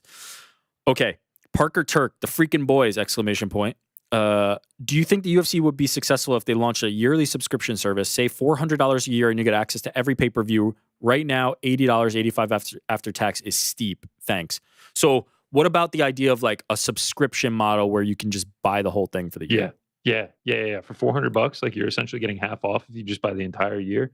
Kind of like a Sunday ticket type thing. Totally. Yeah, I would do that. So here's my thought. You may end up with that outcome and it actually might cost you less. And here's how. If Netflix acquires the UFC rights, right? There's potentially a model where they do pay-per-views, right? You just order it through Netflix. There's potentially a model where they eat the cost of that, but because of the subscriber growth, right? It's going to depend on what their goals are at the time. But because of the subscriber growth that they're getting from live sports, they may say, this comes with your subscription package. I believe WWE is that way. I believe WWE is now just part of Netflix, right? When that deal kicks in. So there's going to be like a Netflix like live sports sector, or you're just getting WWE by paying the monthly? Well, they're in the WWE business. They're going to be streaming Jake Paul and Mike Tyson, which you do not, right? That is not a pay-per-view. That is going to be on Netflix. It stands to reason with them interested in live sports, if the UFC comes up and is available option that they can acquire the rights to, and if they did, it would stand to reason that there is a model that they could have where the subscriber acquisition and the number of people that are watching this live might be worth their while to not have pay-per-views, right? It's not a guarantee. So you're saying, I mean, there's obviously a price tag on that. The UFC knows how much money they make off of pay-per-views a year. You're essentially saying Netflix just ponies that up in advance and absorb the cost of that. Yeah. Yeah, we'll pay off the pay-per-views, and yeah, I mean, it would make it so much more accessible if all you needed was a Netflix subscription. It's good for Netflix. It's good for the UFC. You're getting more eyes on it. I mean, that would be amazing. It really depends on the goals of the companies at the time that this potential deal would happen, right? And again, this is me speculating on the idea that Netflix would even be interested, just based on the fact that they are getting the WWE rights. If that relationship goes well, IMG, WME is right there, same ownership group. And the fact that they're doing the Tyson Paul boxing, right? There seems to be a momentum toward the idea, like if UFC comes up, you'd be silly not to want to be in that bid, right? And especially as you're getting into live sports. And so there's a world where they just continue the same model, right? You still run pay-per-view, but you get it through Netflix the same way ESPN does, right? ESPN still has a pay-per-view, but you get through ESPN Plus. Now, you mentioned eating the cost of the pay-per-view. The ESPN does guarantee them a number of pay-per-view buys as if they sold at X level. And so that is currently the system. Above and beyond that is where the UFC and ESPN profit into larger sums and split that. But there is a minimum. There is a minimum that is established now. If you're a Netflix, you could say the minimum's up here. We acquire it. We're willing to pay that price up front. But the number of subscribers we're going to get, the attention for a product that we're going to get, the live viewers that we're going to continue to get might be worth it from an advertising and content perspective, that we don't need to make it a pay-per-view. We don't need to go above and beyond that number. And so I think these things are all in play. I think there's a lot of opportunities. The UFC could also land somewhere else, or even with ESPN, where ESPN says, yes, we'll do a package deal. If you want to be a UFC fan and you want to purchase all the pay-per-views for a year, I think that's on the table. It's going to get real interesting because the live sports landscape is changing. I believe it's pronounced venue. What do you make of the VENU? How would you pronounce that? That new amalgamation of sports products that's coming out, where it's going to be. Oh, you weren't aware of this one? Okay. I don't know what this is. Yeah. I thought you were asking me how to pronounce venue there. VENU? Yeah. So Fox, Venue Sports, ESPN, all the digital sports properties are teaming up to make one live sports product that you need to purchase, that you get everything. Oh, this is incredibly clutch. So like, instead of paying for like a full cable package and it's just like, yeah, all I really watch is like the live sports. You can buy sports. Like, I don't need news. I don't need all that shit. You can just buy. This is brilliant. And you don't have to buy ESPN Plus separate from Fox, separate from all the other streaming from CBS. You don't have to buy them separately. If you are a sports fan, you get that one package. And so the industry and the landscape is changing. Like, there is going to be a lot of different kind of like options as these things are happening. The NBA just just went to different rights partners than they currently have. And so some re-up, right? ESPN still with them, TNT, Warner, Discovery out, and Amazon in. Like, there's all kinds of different things that are happening. And so I don't think there's an impossibility that you get this exact wish. I also don't think there's an impossibility that you get something even better from a cost perspective, where Netflix has UFC as part of your subscription and other different variations of this. It's going to be interesting to see, man. That could really get crazy. It's a very interesting time for live sports rights. It's a very interesting time. What do you think? One more? Two more? One more works for me. Two more. Let's do 2 more. Sorry. Frank playing us out, Frank, man. do we start over? With the intro. Should we start over? I mean, next time. Okay. T3 asks, what's up, MMA Hour crew? Question for the whole crew. As someone who just graduated college and looking to work in sports, what would be some career advice for searching for a full-time position? We've kind of touched on this like at various points. Build your skills. Don't worry about applying for XYZ job that's on LinkedIn or wherever else you find it, because that's going to be a crowded pool. There's going to be tons of people like you out there. Focus on building up skills that you feel will translate. If the jobs that you are seeking are heavy into video editing, you better have your ass on YouTube learning video editing, talking to people and mentors and other people around you that know that skill. Build up that skill set. Be varied. Learn the video editing, learn the writing, learn the social media, learn all the things that are going to help you get ahead in that race.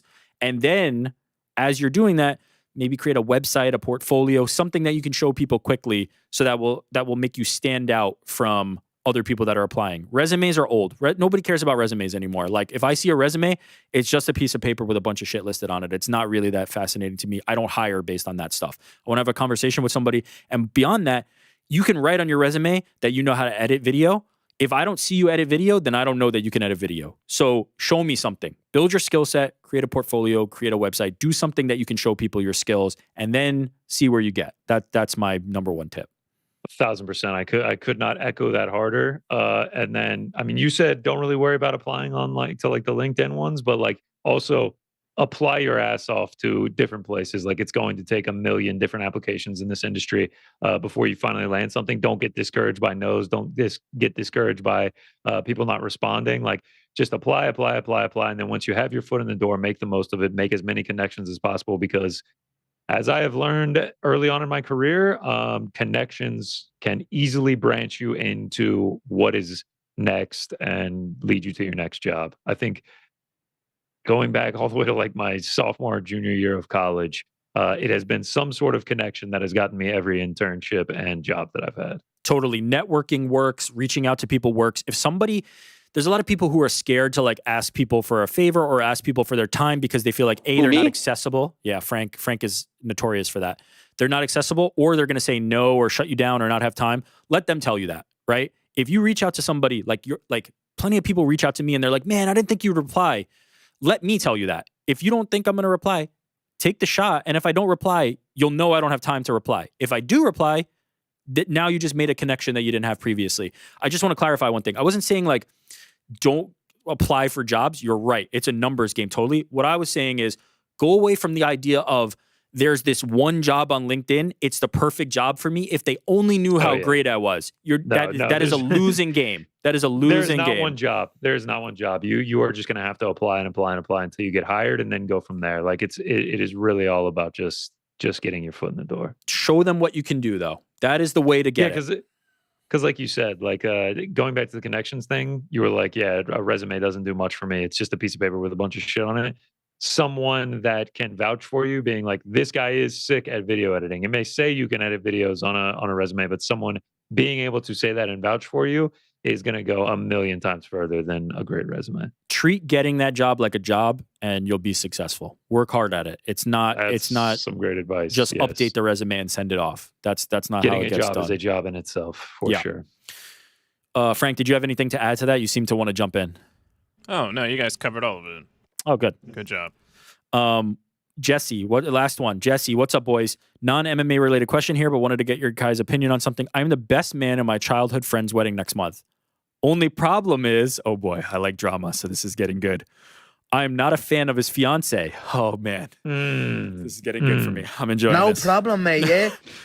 Despite several years of dating, he can't act like himself around here, and he doesn't seem to be able to leave the house without her. So it feels as if I have lost my lifelong best friend. Holy shit, this is so spicy. I know it's too late to bring up these feelings toward her, I'm assuming, but I'm wondering if any of you guys have been in a similar situation and how you coped with it. I'm dreading the best man speech at his wedding because I'm afraid it will sound disingenuous.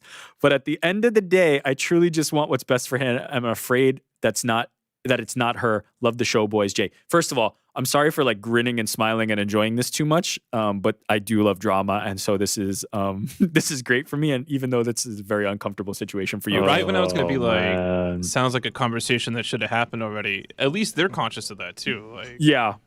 Maybe that time has passed. He's dreading giving the speech. What do you do? What do you do if you're Jesse? I mean, you just give platitudes. You just give BS. Like, you don't make it. Just make it so no one remembers it. Like, you don't completely bomb. So people are like, that guy was fucking terrible.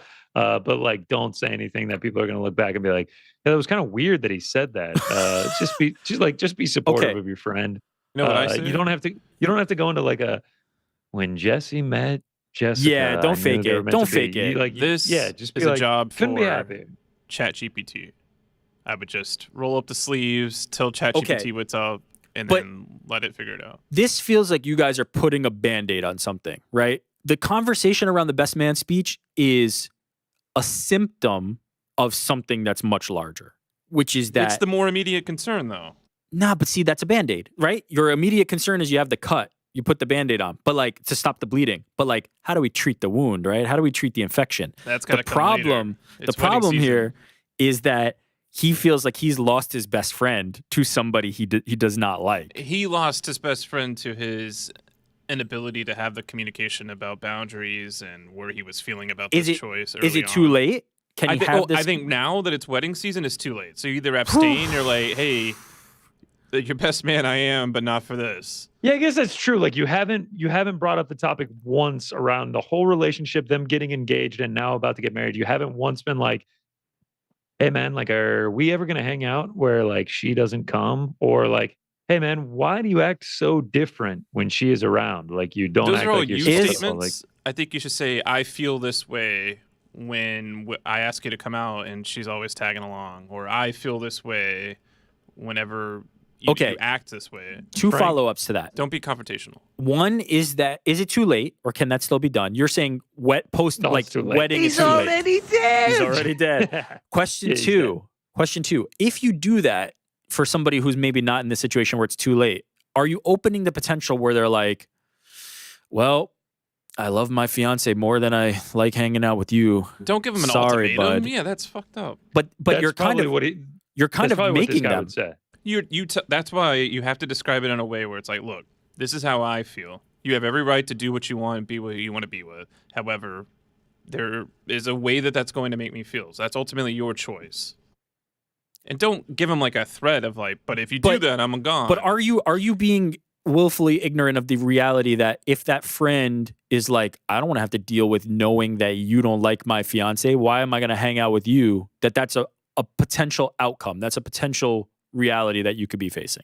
Yeah, you got to deal with that. You can also just be friends and know that your wife and your best friend they don't get along that well. I actually have a friend that I actually just learned this. I was at his wedding back in April, but I just learned this summer that his wife and his roommate of like 2 years and one of his best friends really do not like each other at all. Okay, so we have a specific exact replica. Yeah, I just never picked up on it. We're like riding over to some get together and they're just like, oh no, XYZ is going to be there, blah, blah, doesn't really get along with him that well. And I'm just like, wait, really? And they're like, oh yeah, no, they I wouldn't say they hate each other, but they definitely don't like each other. I'm like, oh wow, I never picked up on this. And then when we got there, immediately I was just like, oh yeah, now I see it. They definitely don't like each other, but they're still amicable and they can be around each other. And that might just be what this guy has to do. They can coexist, but they don't like each other. Okay, so maybe that's the future for this guy. Maybe for Jesse, it's like you're gonna have to either swallow your own feelings on it, right, and just be a bigger person and be like, I don't like her, but I still want to be friends with my friend and just deal with that. Did this guy say his age? He did not. I'm also, one thing I've learned is when your friend gets married, like it ain't gonna be the same as when he's single. Like you're definitely going to see them less. Like you just need to accept that. So all of my married friends I see dramatically less than my single friends. What you're saying is that feeling that he felt of I lost my best friend is now going to even be amplified more. Like, oh, I think for sure. Yeah, that's and not, wait if his friend has a kid, it's a wrap. It's a wrap. Yeah, I agree with the kid part.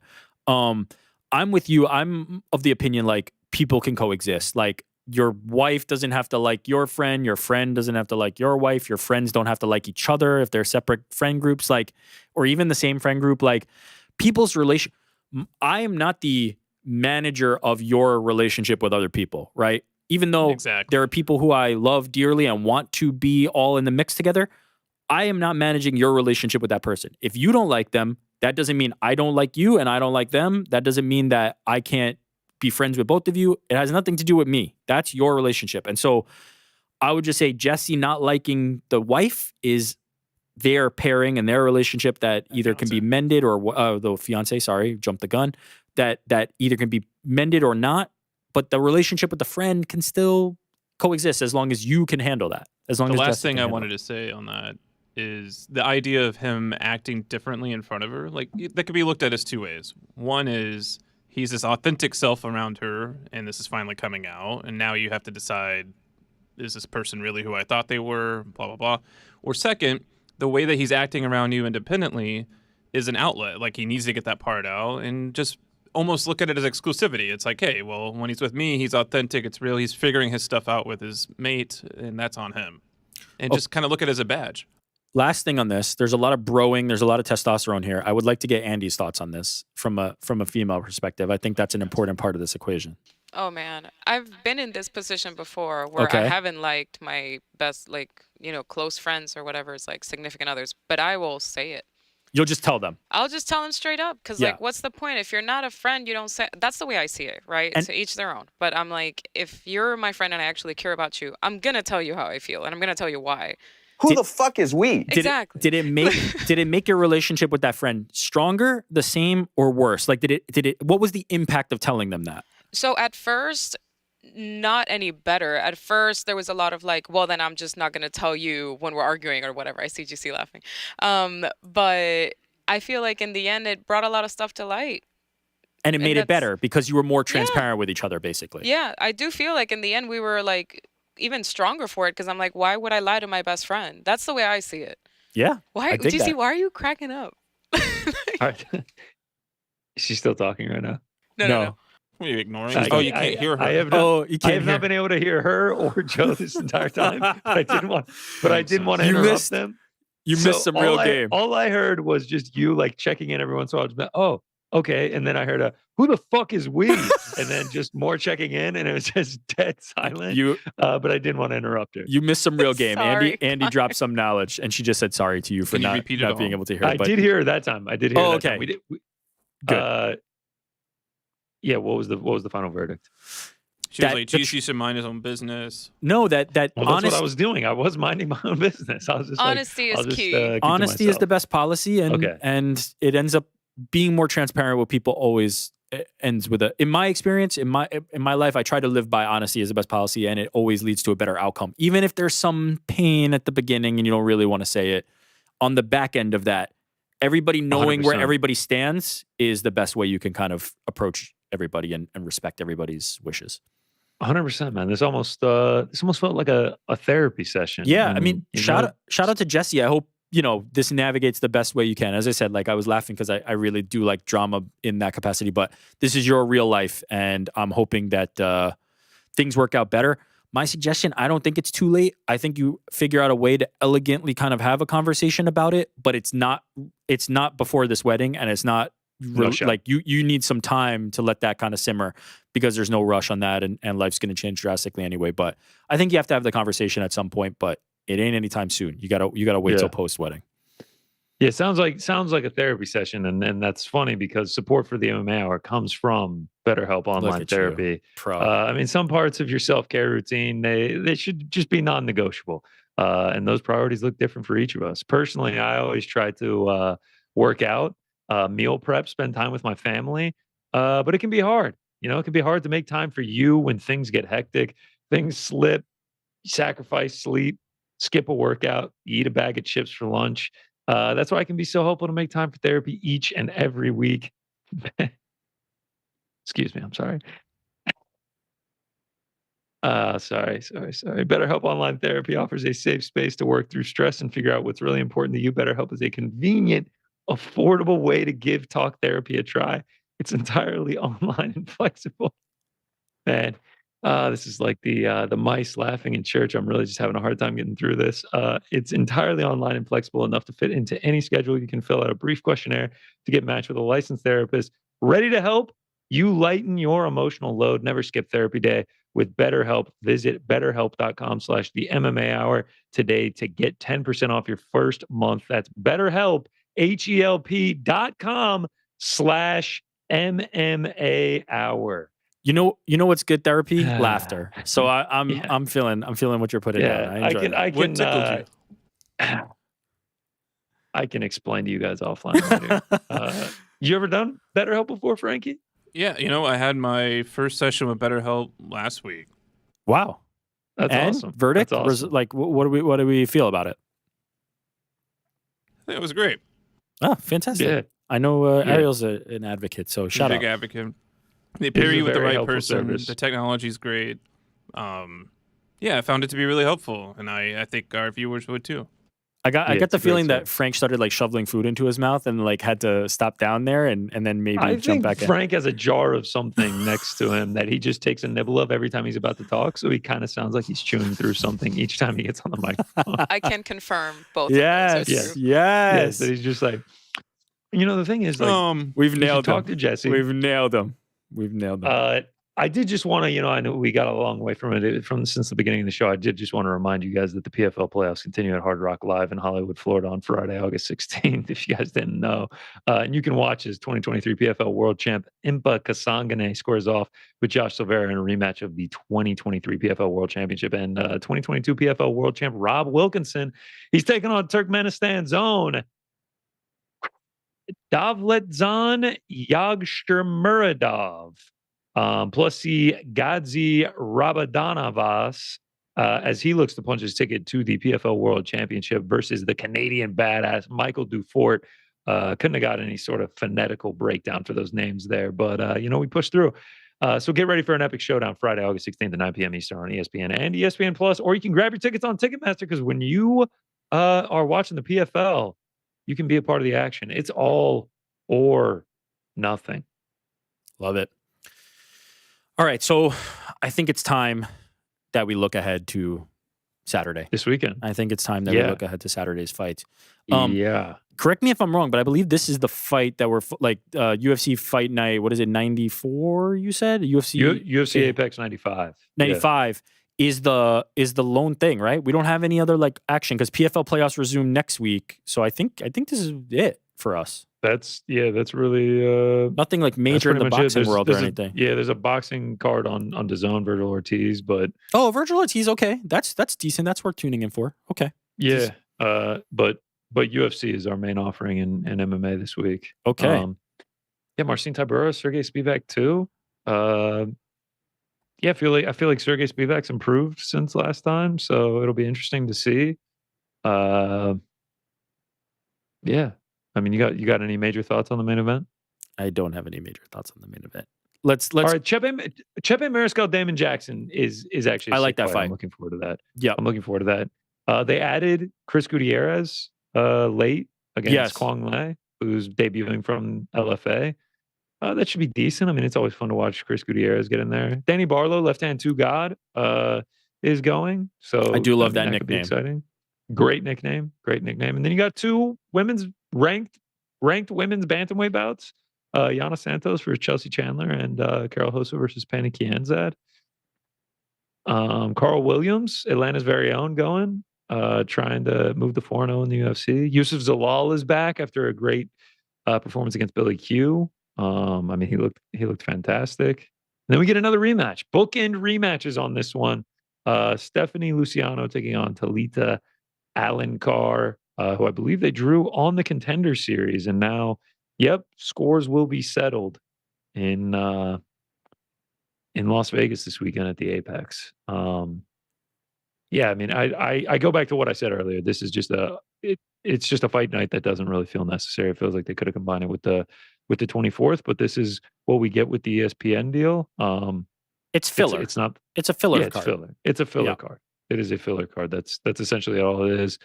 It's 10 bouts, starts at 5 p.m. will be exclusively on ESPN Plus. And yeah, where's ESPN putting this on? This might actually be on ESPN. No way. Is it really? Let's find out. It says U.S. broadcast on ESPN. Oh, wow. Yeah, I mean, I don't know. I don't know what to make of this. It just feels like a product of the schedule and the current broadcasting deal. And this is just something, again, like you're voting with your wallets. So there are enough people that are really going to watch this and throw this on, and then the train will keep rolling. Yeah, there will always be the segment of fans that are like, at least we have fights. That's always the defense of cards like this. And then there's like, the sneaky banger crowd, which the don't judge a card until it happens crowd, that crowd? I enjoy stakes with my fights, and all of these fights are fairly low stakes in terms of that's right. Title pictures, ranking pictures, things like that. And the name value and the personalities and everything like that is not really Hollywood stars. So yeah, I'm much more looking forward to next week's affair, UFC 305. If you're a hardcore UFC fan, you can find stuff on this card, right? You can dig and you can go, oh, I have a favorite here, and you can find some spots to enjoy. And if you're that person, like I hope you enjoy it. I will also be watching, right? We're covering it. And so, it is what it is, to steal a line from Max Holloway. This is one of those cards that's just like, it's on, it's going to happen. The implications of this are not going to be far reaching and not going to have lasting impact, but there's going to be probably some exciting moments. Like, as you said, Jackson and Mariscal is a fight that, like, I think will be a good fight. But again, what is the like impact through the UFC rankings beyond this? Like, not much. Like, there's not a lot here. Not much. Heavyweight's kind of a really rough division, to the point that, like, these guys, it might have some impact, like, on some upcoming, like, big fights, but only because heavyweight is an absolute dumpster fire in terms of top end talent. Let's take a brief look at 305 next week. Yeah, let's look ahead to that, because I feel like that's the thing that everybody's like. This almost feels like it's not a bye week. What is it? This is just like the takeoff game, and then it's like the next one's the real one.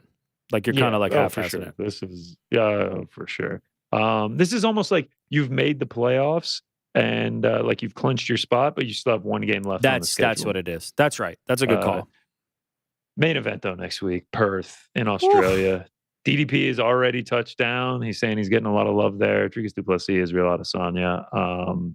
I mean, this is the fight. I said I wanted stakes with my fights. This is what do we call it? Roos Chris, Peter Luger with the biggest steakhouse around. This is steaks right here. This is a butcher shop. Outback. This is going to be high intensity. Yeah, there you go. Little Australian theme. Australia. Might have to get a little Outback next week. Shout out a Bloomin' Onion. Little Foster's. Are you a Bloomin' Onion fan? Till I die. I mean, thank you, Frankie. Like, how could you not be? It's just fried goodness with a delicious dipping sauce. The brown bread at Outback too. I used to go. The fact that they kill the brown bread before they bring it out. You know how they always bring it with the knife just stuck in it. Yeah, love it. Butter's always class too. I used to make my dad take me to Outback, and I would just eat the Bloomin' Onion. I would not order anything. I would not order anything else. I would just eat the Bloomin' Onion. So speaking of pound for pound rankings, I actually think the Bloomin' Onion is like one of the unhealthiest foods that you can ingest. Oh, I can imagine. So I love that. I had a friend who they have the Outback Bowl every year in college football, right? Yeah. And he went to the Indiana University or University of Indiana, whatever it's called, the Hoosiers. And all year he was like, we're going to have a good season. We're going to make the Outback Bowl and we're going to win it. And this is when I lived in Connecticut. Frank knows him. Our friend Jake. Ariel also knows him as well. Shout out to Jake. He's a bit of a character. He is pretty ridiculous. So all season he preached Outback Bowl, Outback Bowl, Outback Bowl. They made the Outback Bowl. He went to Outback to watch the Outback Bowl by himself on a blistery, wintry day in Connecticut and ate an entire Bloomin' Onion by himself and ended up getting sick. It was big respect. It was, and Indiana lost. And it was the funny thing. That's got to be rough. It's a memory that we laugh on. The puddle of oil that is remaining when you're done with the Bloomin' Onion is startling. If you don't do the oil shot at the end of the Bloomin' Onion, did you really go to Outback? Did you really go to Outback? I don't remember the oil, tonight? but it's probably been 15 years since I had a Bloomin' Onion. There's a reservoir of oil at the very bottom when you're done. If you take it to go and you get, those like white plastic containers that you get. Reservoir is a beautiful way to describe it. It is just there's a pool of oil by the end of the experience. I can't. I got an Outback 25 minutes from me. I might have to hit that next week. I might have to get a little blooming when you onion. go. I wonder how sick I would get if I ate one. Oh, sauteed mushrooms is good. I'll give you that. Button mushrooms are amazing. Steak. A little Foster's. I think I would get extremely sick if I ate a full blooming onion right now. Like I think. Oh my god! Yeah, full one. Are you kidding me? I might die. I used to do it for sure and be fine. Oh, you would eat the whole thing? I thought that you would just drink the oil. Did you not hear him? No. Oh my god! The oil shot onion. is just a ritualistic thing that Australians do when they finish their blooming onions. What I need to find, not only the Outback, I need some VB long necks. I don't know if I can find those here, but it's not Foster's, it's VB long necks. That's what I need to find. I need to find some VB long necks. I want to go I think I just made my plans for next week. I'm going to go find some VB long necks and I'm going to tailgate in the Outback parking lot, crush 4 or 5 VB long necks, and then go in and eat a bloomin' onion and maybe like a steak or some sauteed mushrooms, whatever you guys said. Maybe I'll just do a bloomin' onion and the bread and just call it a day. Yeah, I like that. House salad. This is really coming together here. I got big plans for next week.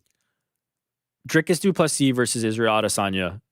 In terms of fights that are booked through the end of the year, where is this one ranking for you? We talked about this a little bit last week, and I didn't. This one didn't come to mind. Yeah, for me, Holloway and Topuria, and then this is number 2.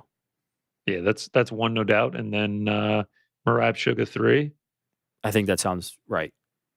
Yeah, I mean, this is 2, dude. This is 2. I mean, the trash talk that these guys have had with each other, the drama, and the fact that we are getting it, but DDP is the one that's holding the belt is just tremendous. Like it's great theater, man. And we have to remind ourselves, like, this is the first time we've seen Israel Adesanya since the Sean Strickland fight, where he got drummed up for 5 rounds to Sean Strickland. And it's just like, is he past his prime? Is he done? Like, what is he going to look like in this fight? It'll be close to a year.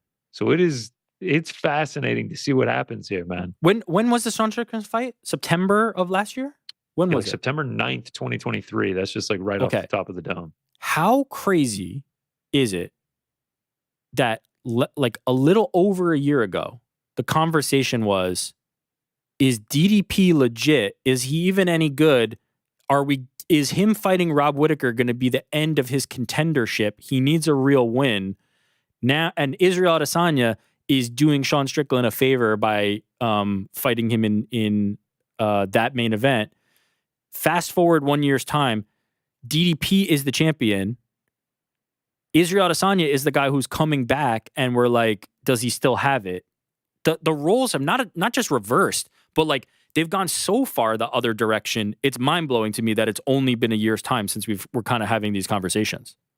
Bro, like 13 months ago, DDP was like a plus 220 or something to Robert Whittaker. And like now here we are. Like it truly is just like, it's mind boggling how fast this sport moves. Like it is so hard to keep up with sometimes that it's just like, it's just crazy. But I mean, even just in specifically the story of these two, it was like Izzy would be doing him a favor by giving him a title shot, right? It's like, he's not ready yet. He needs some seasoning. Beat Rob Whittaker.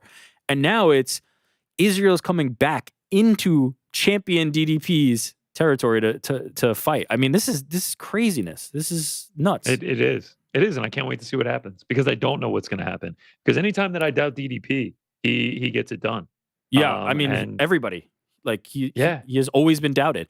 The thing to me about this fight is there's going to be some moments where they're saying some things to each other, but it is so clear that they do not like each other, right? The animosity feels so genuine, right? And it's based on a lot of things that are outside the scope of MMA, right? We're getting into some real dicey and complicated topics when we talk about the history of their countries and their nations and Africa in general. And so the basis of their like animosity and the foundational thing that they have against each other is very complicated, but the heat between them can be simplified, right? They are in certain camps against each other, and it's not going to be the trash talk that moves it. It's not going to be this. It's not going to be, oh, he looked at me the wrong way. They don't like each other, and you don't have to sell that, right? You can feel that, and fans can gravitate toward that. They were kind of on like decent behavior at the press conference. There was some lines back and forth, but you can feel the genuine dislike, and it's perfect for a fight. It is perfect for a fight. I'm so looking forward to this. Oh, for sure, man. I mean, Izzy said, what is the line that Izzy said at the press conference? He said something that was supposed to be like poetic, and DDP was just like, yeah, okay, whatever that means. Yeah. Like, I don't know what that means. Like, it really does just feel like they just do not like each other at all. And it's going to be incredible, man. It's going to be scenes, dude.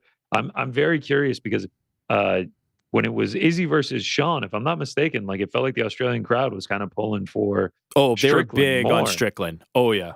I'm curious as to what's going to happen here with DDP and Izzy. I think some of this is like going to depend on how the week goes from that perspective, right? I feel like Sean did a very good job of winning over the crowd and getting people on his side. Certainly he has a fan base, but I think he did a very good job of kind of like rallying them and getting them on his side. I don't know if DDP has that intention in mind. I don't know if he even needs to or even cares. Maybe the fans will be on his side regardless.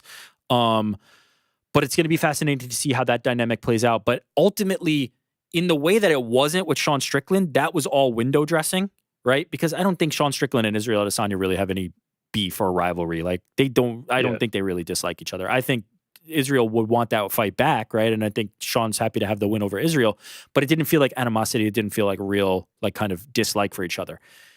At the end of the day, that stuff was window dressing, right? Because that animosity wasn't there.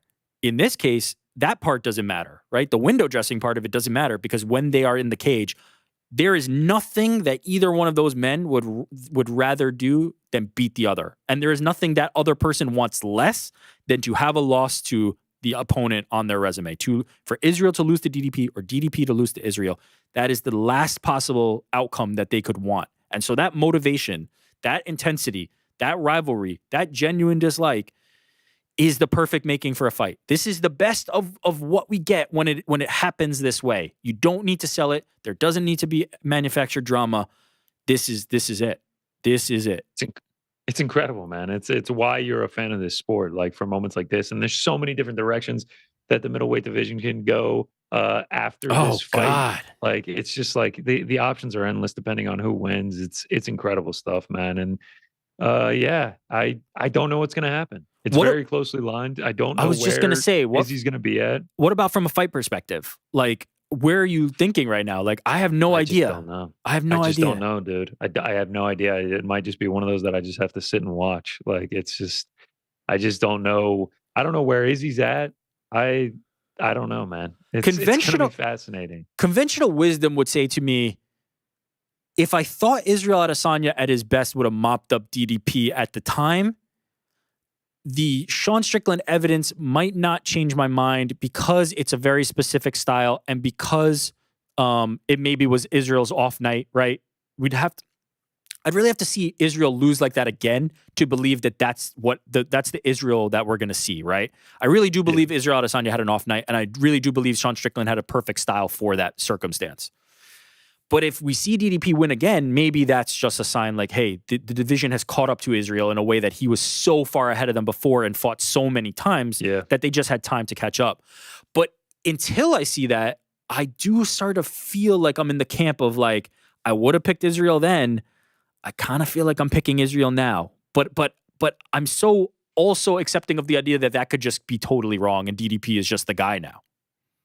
Right, like DDP just has that unrelenting style. Yeah, that like it could give Izzy issues if he comes out tentatively here. Like I just don't know. I don't know what's gonna happen. And there's always the idea, although we haven't seen it from him lately. What if DDP just shoots double legs on Israel Adesanya? What if he just decides, hey, we're going to the wrestling room just this goes time? Rugby, just pulls out the rugby moves and just starts absolutely just diving across the octagon. But then DDP on top of you too, man. Oh, the ground and pound. I know he has to weigh in at 185, but that dude is built. He is thick for 185. Then you get into the conversation about like, but is there pride right on the line? Does DDP want to beat Israel Adesanya in a striking match? or does he want to take potentially a path of least resistance? There's so much at play here. He wants to win. I think he wants to win no matter what it takes for him. He can't lose to Israel, right? I can't lose to that guy. And I'm sure Israel's thinking the same thing. I'm so stoked for this one. It's amazing. I'm so stoked. Love that we're going to get the Australian crowd too. And I mean, it's a great card, dude. It's especially a great main card, co-main event. Yeah. You got the New Zealand versus the Australian, Kai Kara France versus Steve Erceg, a little Steve versus Steve action. I mean, I have a feeling that this is going to be a really good fight as well. I love this one. I mean, the Erceg performance against Pantoja really like put me in a fanboy for Steve Erceg camp. Like, I just loved everything that dude was about. I love how he handled himself. I love how he's handled himself since, right? Like, recognizing that there was a big opportunity that he fell short of, but so hungry to get back there and feel like he's the best in the world.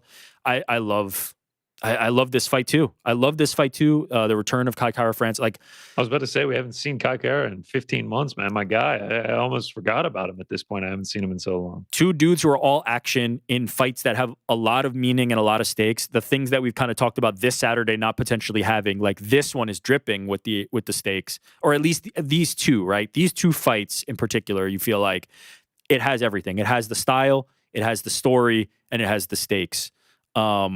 I'm a fan of what the rest of this card is. Like, certainly this feels to me like a bit of like when they go to Canada or when they go to Australia, they're just like, let's load it up with the local talent. Let's make sure that we're serving the fan base here. But there's some interesting kind of matchups here. Like Gamrot versus Hooker, dude, is a hell of a fight. Yes, are you kidding me? It is an unbelievable fight. Like, it is top level stuff. I mean, Gamrot, I know that he lost a few fights ago, but like he's still like 8-1 in his last 9. Like, it feels like all he does is win. 7-2 in the UFC, and losses to Garam and Beneil.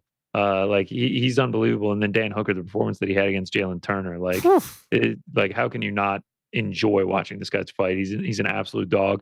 You got Taito Ivasa on here against Rosenstrike, so he's probably going to get the fight that he wants. Like, this is a fight that Taito Ivasa can win. This is it. While it's still a really solid fight. And then return of the Leech. We haven't seen Li Jingliang in 2 years.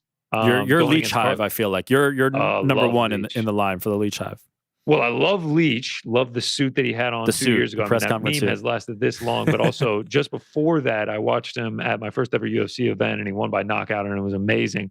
But the guy he's taking on, Carlos Prates, has won his last 8 by knockout. Like, it's guaranteed to be action, and it's guaranteed to be sick. So, yeah, I mean, you got Big Tom Nolan on here, like the biggest lightweight in history, who's obviously from Australia. Jack Jenkins from Australia. Josh Coolabau from Australia. Junior Toffer versus Walter Walker. Like, it just feels like someone's probably going to get knocked out. Brothers battle. I think it's going to be a really good call. I think it's really going to be the brothers battle. And I think it's going to be a really good call. You got Casey O'Neill trying to get back on track. Like, there's a lot. There's a lot to like, man. How can we forget the Scott Australian going? Yeah, I'm willing to take the card that we're getting this Saturday to say I'm saving my investment. I don't have to think so hard this weekend. I can just kind of like throw on the fights. I don't have to really like get myself amped up or think about it too hard. Cruise right into UFC 305. Now, I'm going on vacation, so I'm going to get to enjoy these fights just like as a fan, which is kind of fun. But I'm so excited for this card. I love it's going to be great. And it all stems, like, there's better cards top to bottom, certainly, but it all stems from the main event, because my level of excitement for that is like off the charts, off the freaking charts.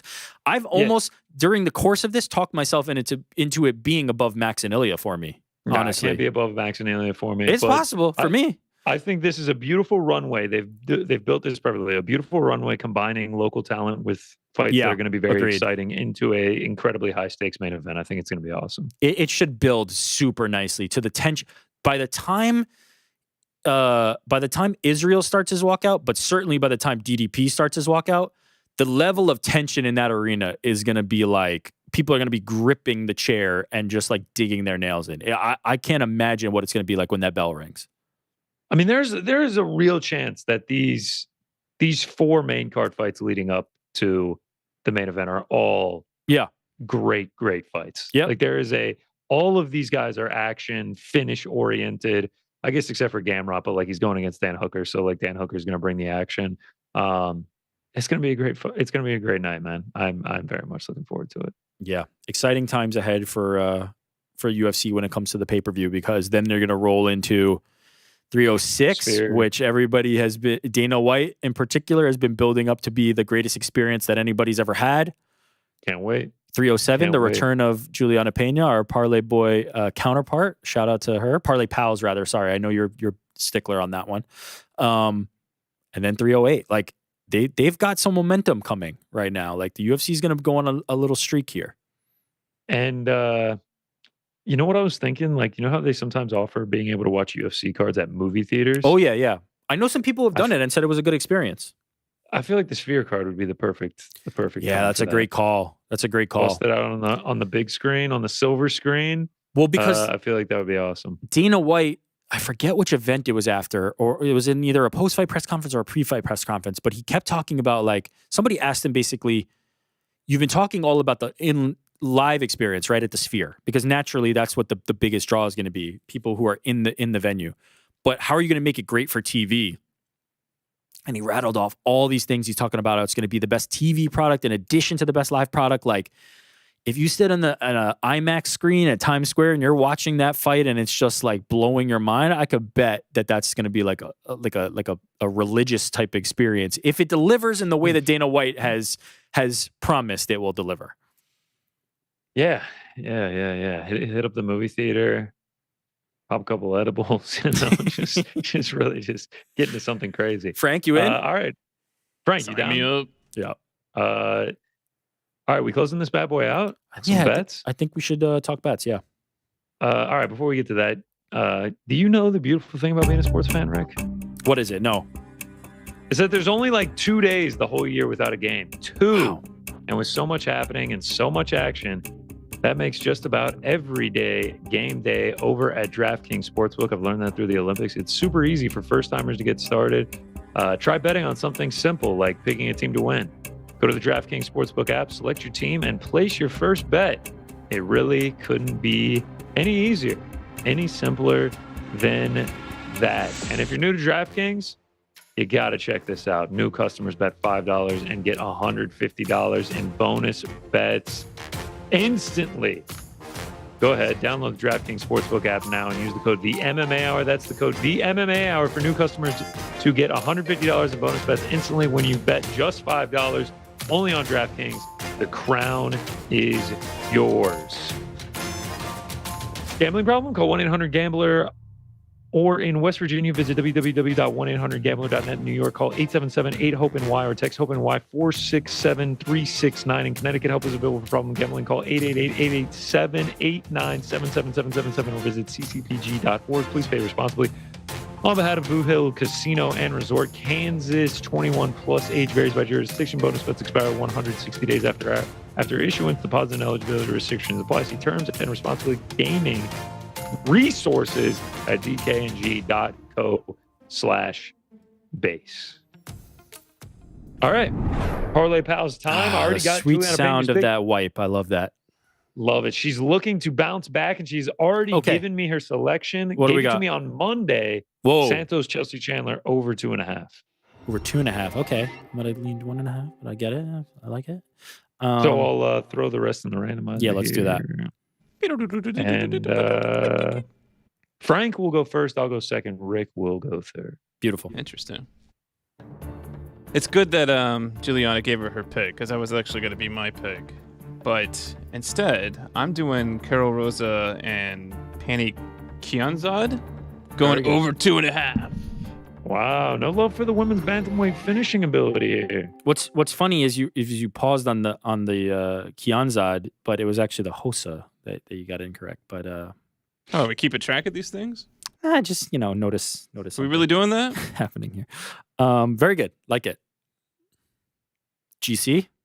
Oh, yes, I'm next. I'm sorry. I was thinking it was you. Yeah, we'll go with Yusuf Zalal. Money line. Money line against Jarno Aarons. I got to be honest, that was going to be mine. I thought I was going to be there. So give me 1 second here to... Do you want to take this time to correct GC? No, GC got it right. Okay. GC got it right. GC got it all right. Yeah.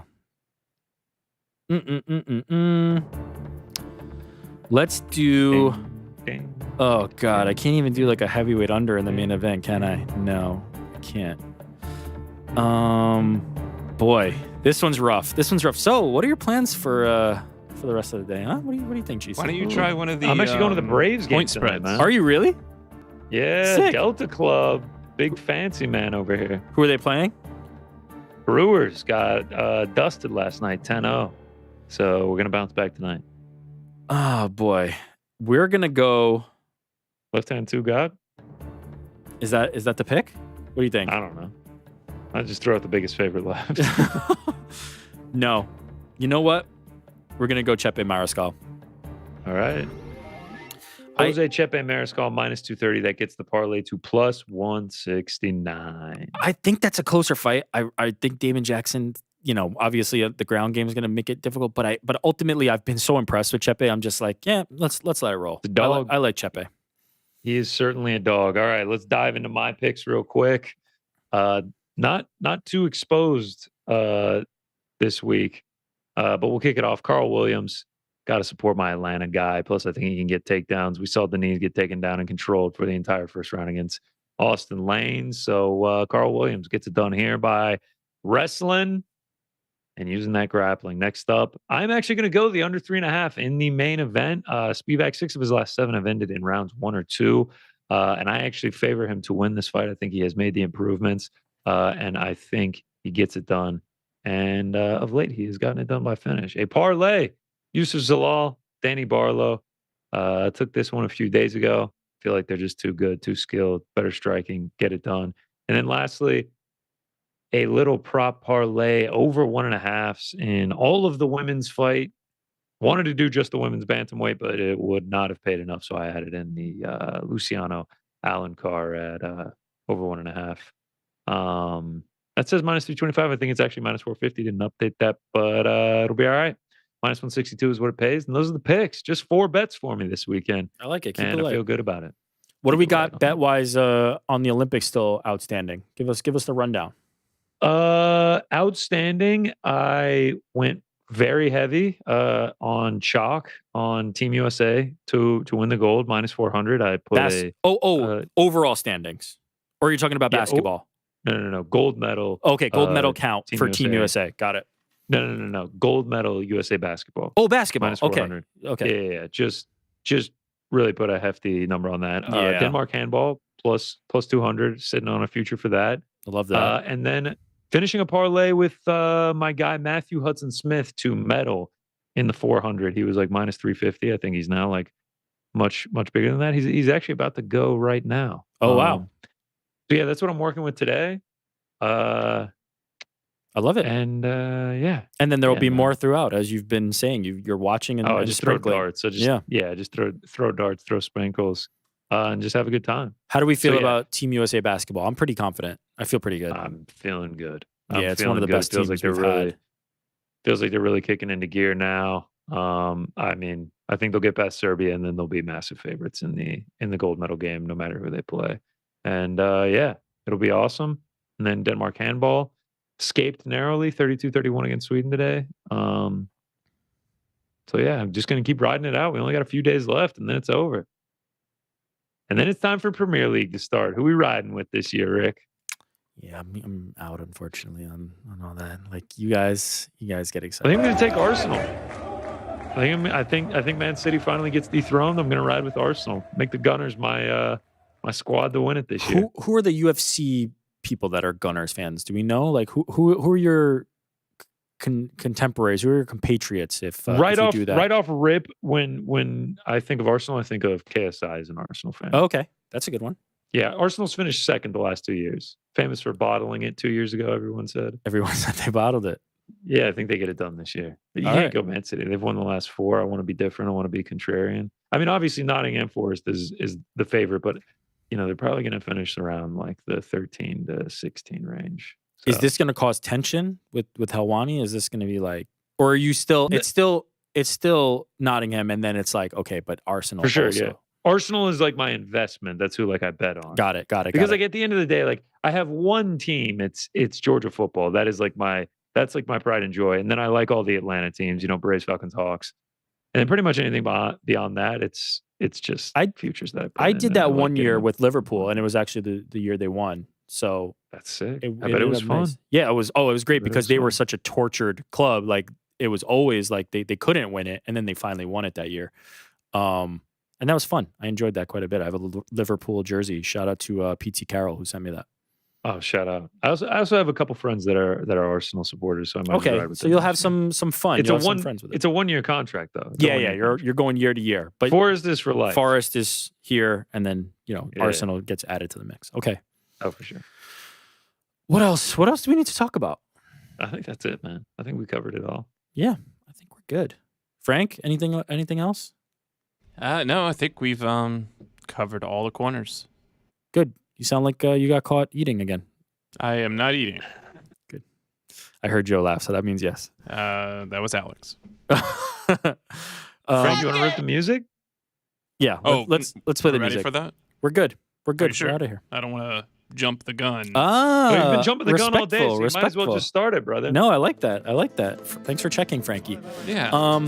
It was a great day. Another day filling in for Helwani. This is the last one, man, for a bit. We don't know. So who knows how long? Who knows how long?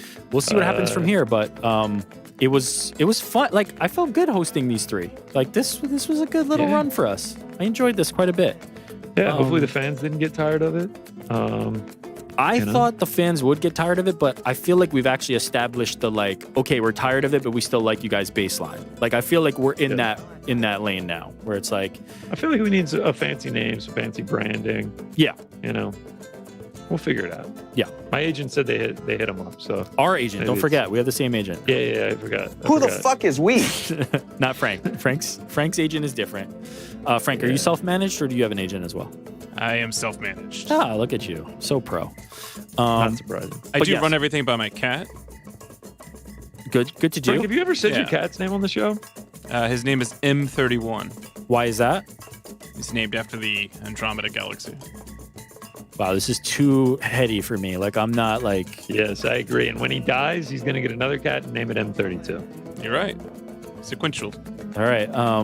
Yeah, too heady for me. Not like I'm a simpleton. This is going above my head. But get quick to correct someone when they mispronounce something. Well, I mean, those are in my lane. With mittens or something. Is that what the M stands for? Mittens 31? Actually, Messier. Yeah. What a great ending to this show this was. Thank you to everybody for watching. Shout out to Ariel Helwani in Paris. See ya.